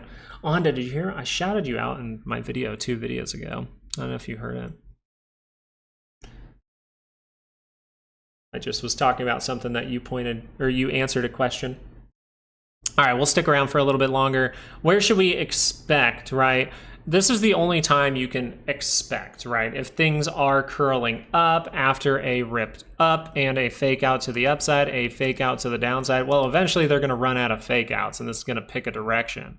So as this is curled up still, we just say that was probably the real fake out, and maybe we're going to head up to a weekly, a daily expected move. If that turns back down, ooh, that was the fake out. Now we're going to head down to here. It never curled down yet. So am I going to play this right now? No. I already had a good play with Apple. That was my quick play that played out really quick. He, she. Yeah, I never know. Onda. I'm like, Onda, is that a dude or a chick? Dude or a chick? I just don't want to make anyone feel bad, you know? I guess if I call you a dude and you're a chick, say, hey, I'm a chick. And I'll be like, oh, my bad. But no, Onda, I think you were talking about, you know, you answered the question very quickly, and you said the exact right answer, so I wanted to shout you out. All right, we're hanging. We're hanging. Oh, yeah, I saw that. I saw that. Thank you for the reminder. I'm looking into it, and then I still need to take that poll. Mom, Luke is goading again. I'm not goading. I'm not goading. I'm just, the thing is, like, all I'm doing is saying what the signals are telling you, and then I just know how to read them because I've done it for a long time. So I know that this can flip really, really quickly. What's the main thing I'm looking for this to turn down? Well, technically, the smoother chart, the hourly, that's really close to the center line. We're not out of the woods yet for that. We're not out of the woods yet for the 2 hour. But you can obviously see, and I want people to get in the habit of doing this. You're not predicting, you're preparing. Right? When we say, hey, this is curled up, so most likely we will head to here. Am I predicting it'll head to there? No, I'm managing risk throughout my trade in case that doesn't happen. But what I can see here is, am I predicting that this is going to happen? No. Even though that looks likely, I'm not predicting that's happening. I'm saying that is likely to happen, or this is likely to happen, right? Actually, the better thing for us to get through that monthly, by the way, is to do this. React up, react down, close down in here, right? See a quick reaction, Friday close back down in it, then get that handle going. That's the better scenario to actually get up to this level. But why would I want to formulate this and draw it out for myself? I encourage you to draw out your idea, even for a second. Just hit that delete button. Even just for a second, hit that delete button, okay? Because what you'll do is it'll stick in your brain, and when you see it, you're going to go, oh, this is when I was supposed to react. We are seeing that outside of a monthly expected move. That is the weakness in momentum. Why were we paying attention to this being the same as this? Well, because we don't have those reversal signals yet, so the more likely thing is you make them. There's usually always another trap higher. Now we have to see if that's actually going to happen, but now I know, since I'm one sitting on my hands right now waiting for the next trade, now I know, hey, this could happen. So now I can think, if that happened, right, I can plan it all out. If that happened, now I can go look over at volatility, because I like to play volatility. Well, if volatility does it, 2 hours kind of wonky.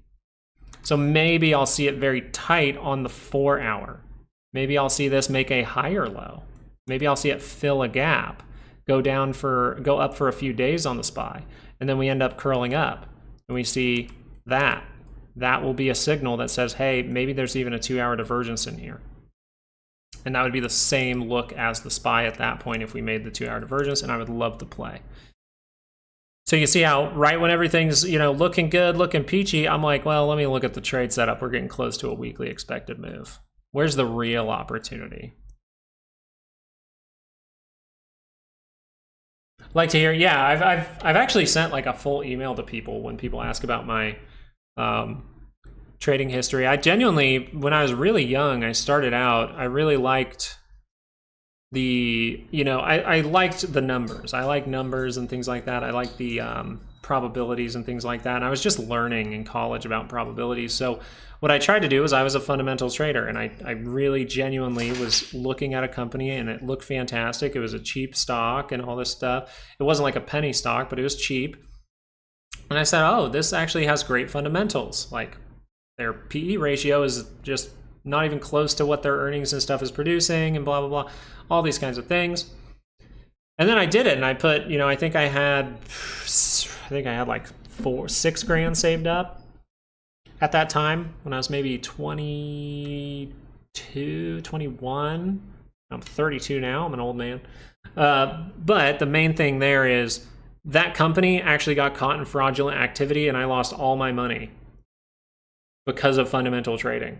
So it put a sour taste in my mouth. And then I always looked at charts and stuff. I was always interested in it, but I really took it seriously, like seriously. I was just a single guy, just like looking at charts for hours and hours a day for a long period of time, probably I think it was about 5 to 6 years ago. And then once the whole COVID thing happened, that's when I doubled down and I said, I'm doing this thing, man. I'm going to get this. This is fun. And so that's when I mainly started to get into it. I started to quickly realize what YouTubers were full of crap and which ones weren't, which ones were helpful, which ones weren't. I think that's just because of my brain, like genuinely, my common sense. But yeah, so the reason that I really became a technical trader is because, one, my pro soccer career was very much so cut short by an injury. My shoulder was dislocated for 6 hours and my whole arm was torn up. Couldn't get back into it. 2, every job interview I went to, I freaking hated. So I turned to something that I could learn on my own and kind of run my own business. And that's what I've pretty much done ever since. I was a comedian on TikTok for a little while. But in the background during all that, what was I doing during the day? Oh, I'd make like a TikTok, but I'd also trade stocks all the time. That was a very bounce around kind of thing, but yeah, and I just use TikTok to gain more and more money to put in stocks. I just used that social media money and flipped it back into stock. I used to sell sweatshirts on TikTok. I'd make like, my TikTok was big. I would make like, what, $4,000 to $6,000 a month selling sweatshirts. Hey, thank you, Ricardo. Thank you for saying that. It's fine to ask. I think also though, I have to make sure to keep watching this market. Who just mentioned something, by the way? Why Dow Jones skyrocket? Okay, let's look at the Dow Jones, because this one was interesting. Dow Jones is one of the ones you got to be a little careful with, but I think this one more so than IWM has a chance to really test this high, go make a new one. Cool part about Dow Jones, 2 hours there. Now, the reason we saw the weakness, and we were saying this in our videos, that Dow Jones and IWM are saying something bad is coming. Those are the two that gave us the hint, right? We can see that very obviously. Notice that divergence popped up on IWM and Dow Jones. What happened shortly after that? Bad things. And this actually happened before the SPY started to turn down, right? So that's why paying attention to multiple stocks is a good thing. Now, what do we notice down here at these lows? It's very wonky, but you do notice the divergence here. Now, you would say on the R side, that's not the best one because of this big move down. But if you hold this across, since we bought back into it, and you hold that tapering, and you see there's a little blip right here, and then it turned right back up. So in here, it shows, hey, just that blip and the fact that this is remaining green on your histogram is saying the momentum is getting weak here. So I'm sure we could have done this. I'm sure, like, if you're like, hey, is this going to play out? Is the 30-minute going to cross down? Is it going to cross up? Like, something I would do, shorter time frames. I'd look at these levels in here and see if that's able to go positive on a very short time frame. Now, you notice that was wonky for some time, but eventually we went positive and everything was back to business. Now you're curling up a 2 hour. So I more so look for, hey, the first reason I want to decide if a stock has a higher probability to head up, to reverse a trend, to see a curl up on for a swing trade, anything like that, the first thing I want is momentum. Because the first thing I'm gonna see is momentum. The second thing I'm gonna hear is the news. The first thing I'm gonna see is momentum, because someone richer than you is always moving their money before the real move is coming. They know something you don't. That's just something that goes on. So that's why momentum shows these things. That's why it's good to understand it. The second thing you'll hear is the news.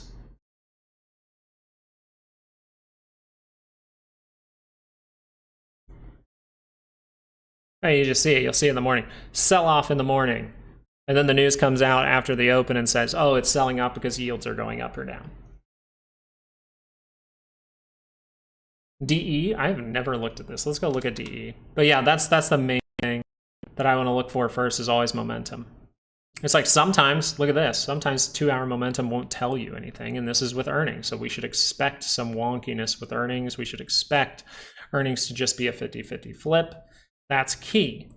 Now, the 2 hours really overbought, the 30 minutes really overbought. Funny thing is, 30-minute swing trade was there, right here. But earnings, 50-50 flip, technicals, they can go out the window. So what you're looking for now is, now you have a direction. So if DE does you a favor, what it would like to do is get that 30-minute by the center line and curl up into positive territory, right? We're going to reconnect with the 5 in some way, whether that's going to go straight down, whether that's going to react to here. And if we can keep the 5 and turn up, that would be a good sign. Ford. Yeah, my dad likes Ford. He's had this stock for I don't know how many years now, but I think he actually got out of it and then got back into it down actually at these levels. That's funny. So for Ford, you have a problem, and that's you confirmed pretty much a triple top. Okay, so the main thing with this is the style, right? This is that range where it can go either way. And you're going to have an argument for it to go up. You're going to have an argument for it to go down. The key thing is, what does the signal look like now? Okay, looks bad ever since this point right here, around 11.11. And then we break that. Now, we could go get a retest or something like that, right? That's always possible. But the thing to pay attention to in that retest is, what if that retest is more than a retest and this actually curls up on the 2 hour? Well, that's going to be going positive. And maybe we're going to violate these divergences, right? But the main thing I want to see is there is weakness in momentum here. So is this really safe? Well, it's safe if the 2 hours turned up, but it turned down. So right here, we notice that on the RSI, that is some steep divergence there right here. And then we got dramatic to the downside, right? That's more down than even right here. If I draw that across, you're going to see more dramatic. So the signals are there. It's just these type of ones are ones that have an argument up and argument down, I would say, because you're in a range.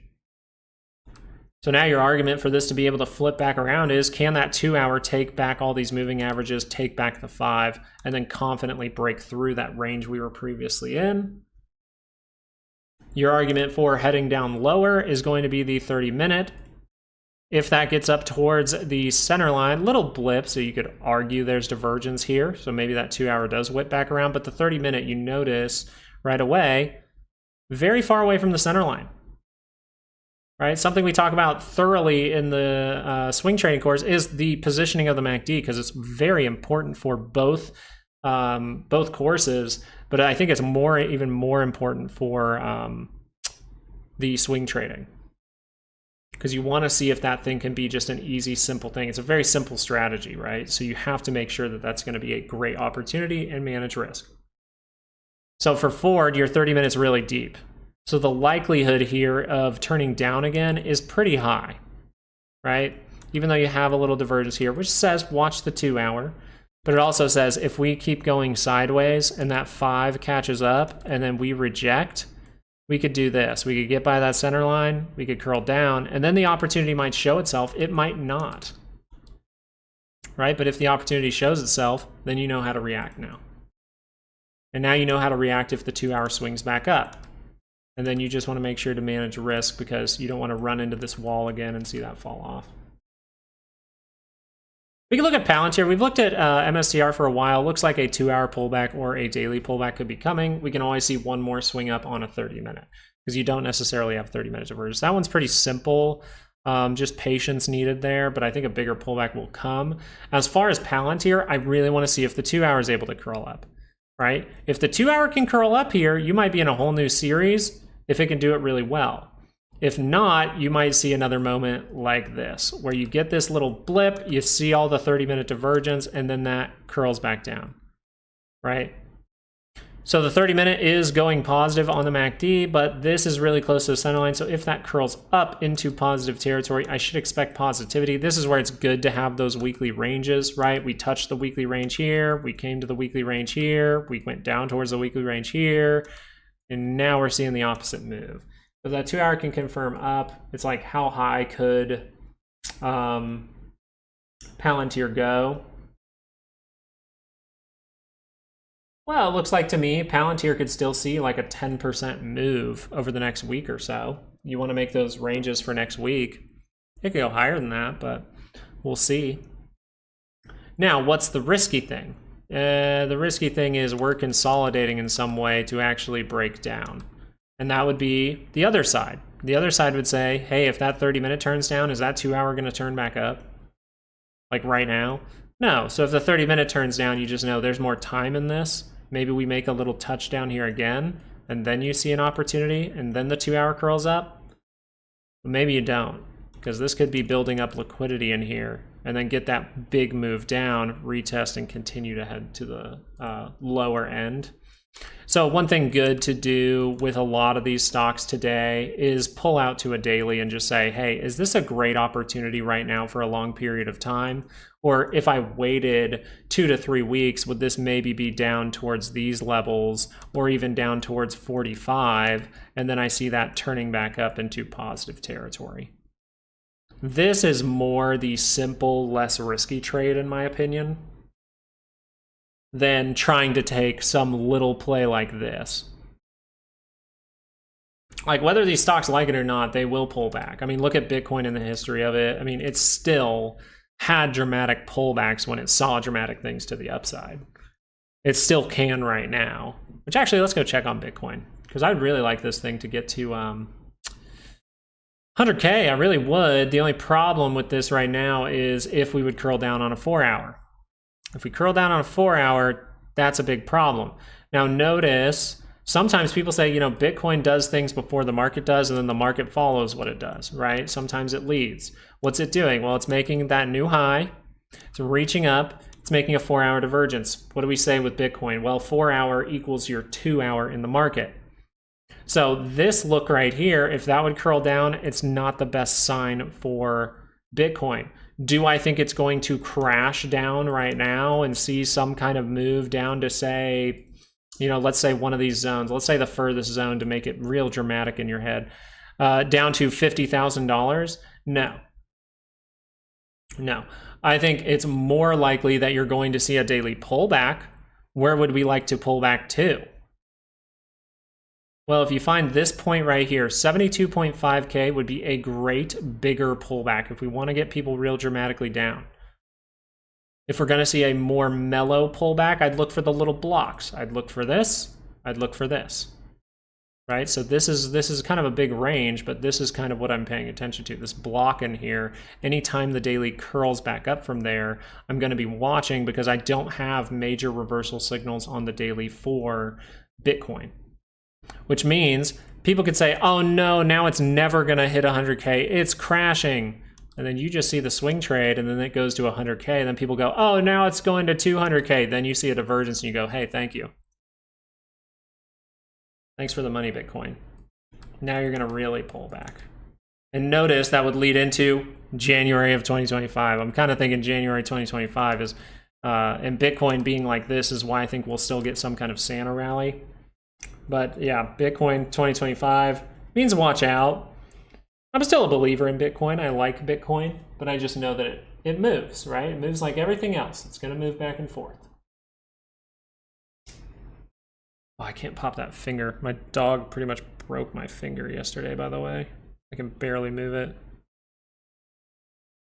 So yeah, I'm still like overall bullish on Bitcoin to 100K. I just think we might run into a trap right before it. Or maybe we touch it and then get the trap. But I think this 4-hour might be curling down soon and we might see a little bit of a pullback. And with how big this move is, it could be a little bit bigger of a pullback.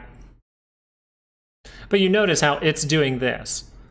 Well, the SPY on the 2-hour is doing this, right? So that next move up would be there maybe, right? People come out of Bitcoin into stocks for a little bit, then stocks start to follow Bitcoin to the downside. Hey, $4.99, thank you so much. Top synopsis, really appreciate that. It just depends on the signals. We like to notify, in top synopsis, I'll get to yours in a second, but I want to talk about XDAMI real quick. Just so you know, we're pointing out times where it's very probable. And so I will talk in my videos like this is a very probable time for something really bad to happen. You notice I haven't said that lately, right? Because the last time that we were really probable to see something bad happen was here. And we said, hey, if the election, it looks like we kept saying there is divergence down here. So most likely we will see an upward move. If that's a liquidity grab to the sell zone, which is something I was leaning towards, and then that curls down, that means we're most likely seeing those weeklies cross down. We saw the weekly cross down here. That is when you wanted to be prepared. What did we do? We made a reversal signal. So we said, hey, we're going to bounce with that election, but after the election, watch out. And then we see the gap above the sell zone. So that completely changes our thinking now. That's when we completely changed. But just notice, I'm going to point out the times where you should think that that risk is highly probable. Do we see that right now? No. I'll tell her. I'll go up there and tell her. All right, top synopsis. Value looks, bro. Could you please look at Netflix X for shorting? As far as Netflix goes, this is what I'm interested in, but you'll notice the same type of look. Do we have major reversal signals, or could we just see a dramatic pullback that convinces people that it's going to reverse heavily, right? The first thing I like to do, I know I bounce around a lot, and I'll just look at a 30-minute if I clicked over from looking. The first thing I like to do is look at the daily scale.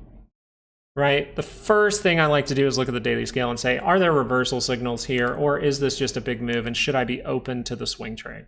So are there reversal signals here? No. Are there reversal signals here? No. So should I be open to, if this comes down dramatically, turning back up into positive territory, just doing something like this? Yeah. Okay, awesome. Now, I know the opportunity is when that happens. The most likely, easiest, most probable opportunity is usually a bullish one, first of all. And second of all is when that gets down by the center line for momentum trade. So do I have signals that say that this needs to crash down right now or turn down on the daily? Well, technically I have one. I have a flat one here for the RSI. It's not on the MACD at the same time.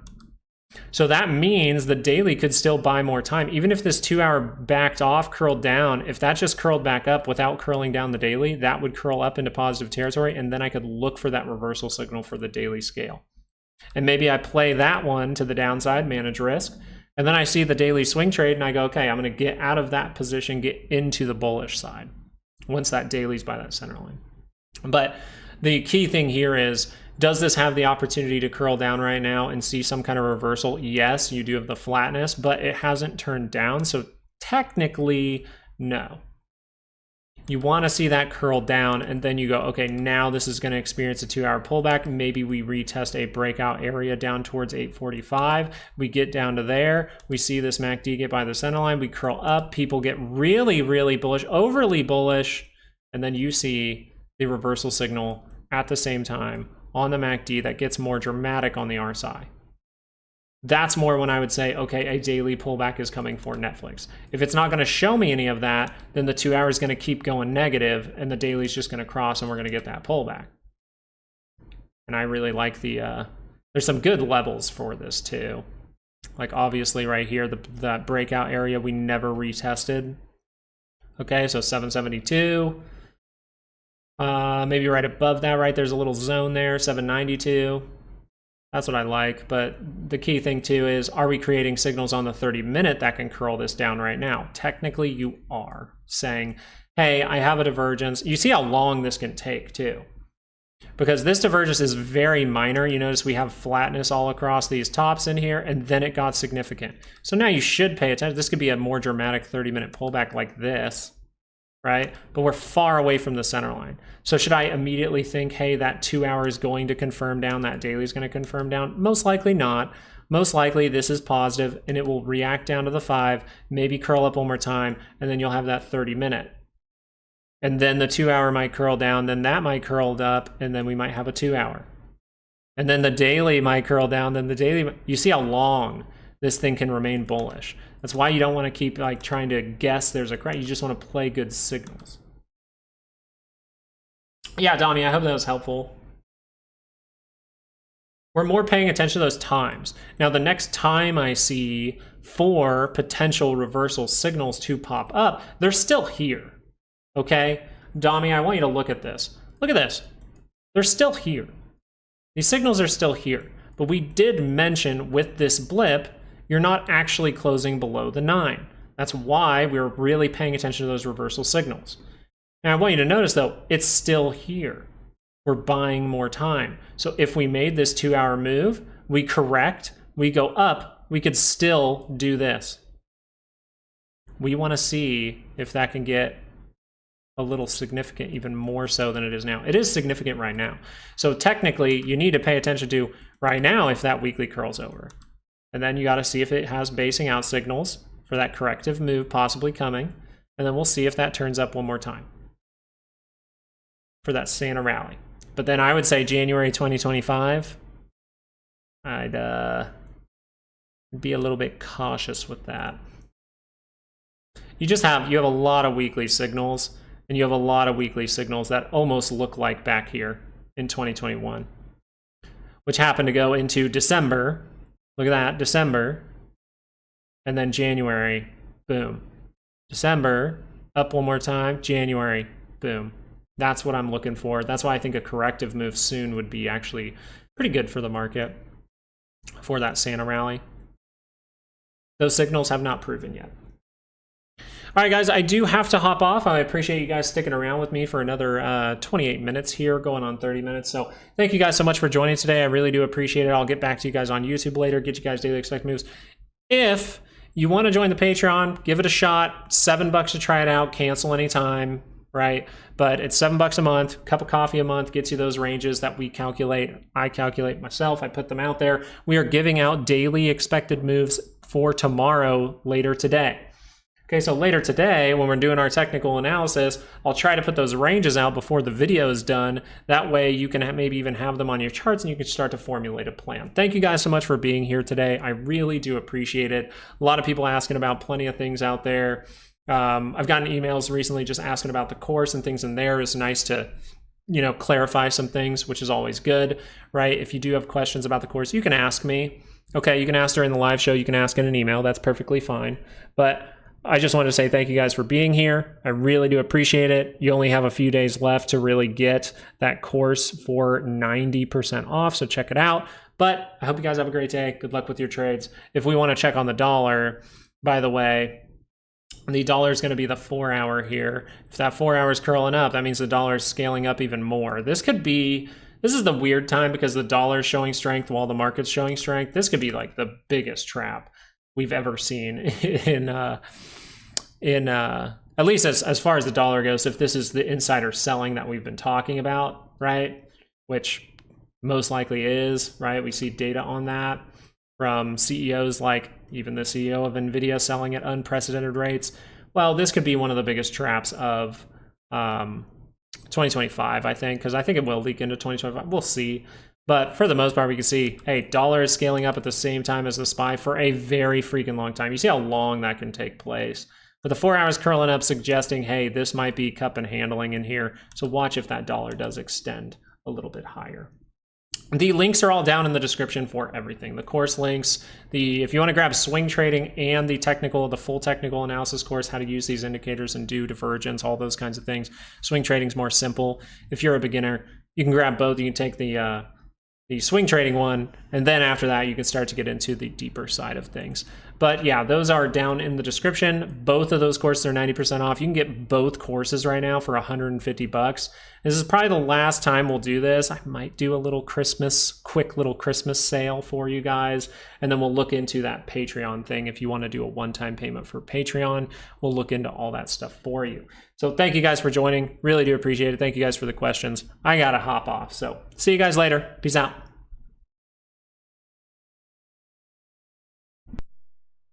Oh shoot, let me put this on a shorter time frame. 30 minute, just paying attention if that curls down. If that doesn't curl down soon, see if that 2 hour technically confirmed. So now we just watch that 30 minute, see if that rotates back down and see how high up that is. 0.8, so yeah, you can make that 0.5 line now for the 30 minute. All right guys, taking off, see ya.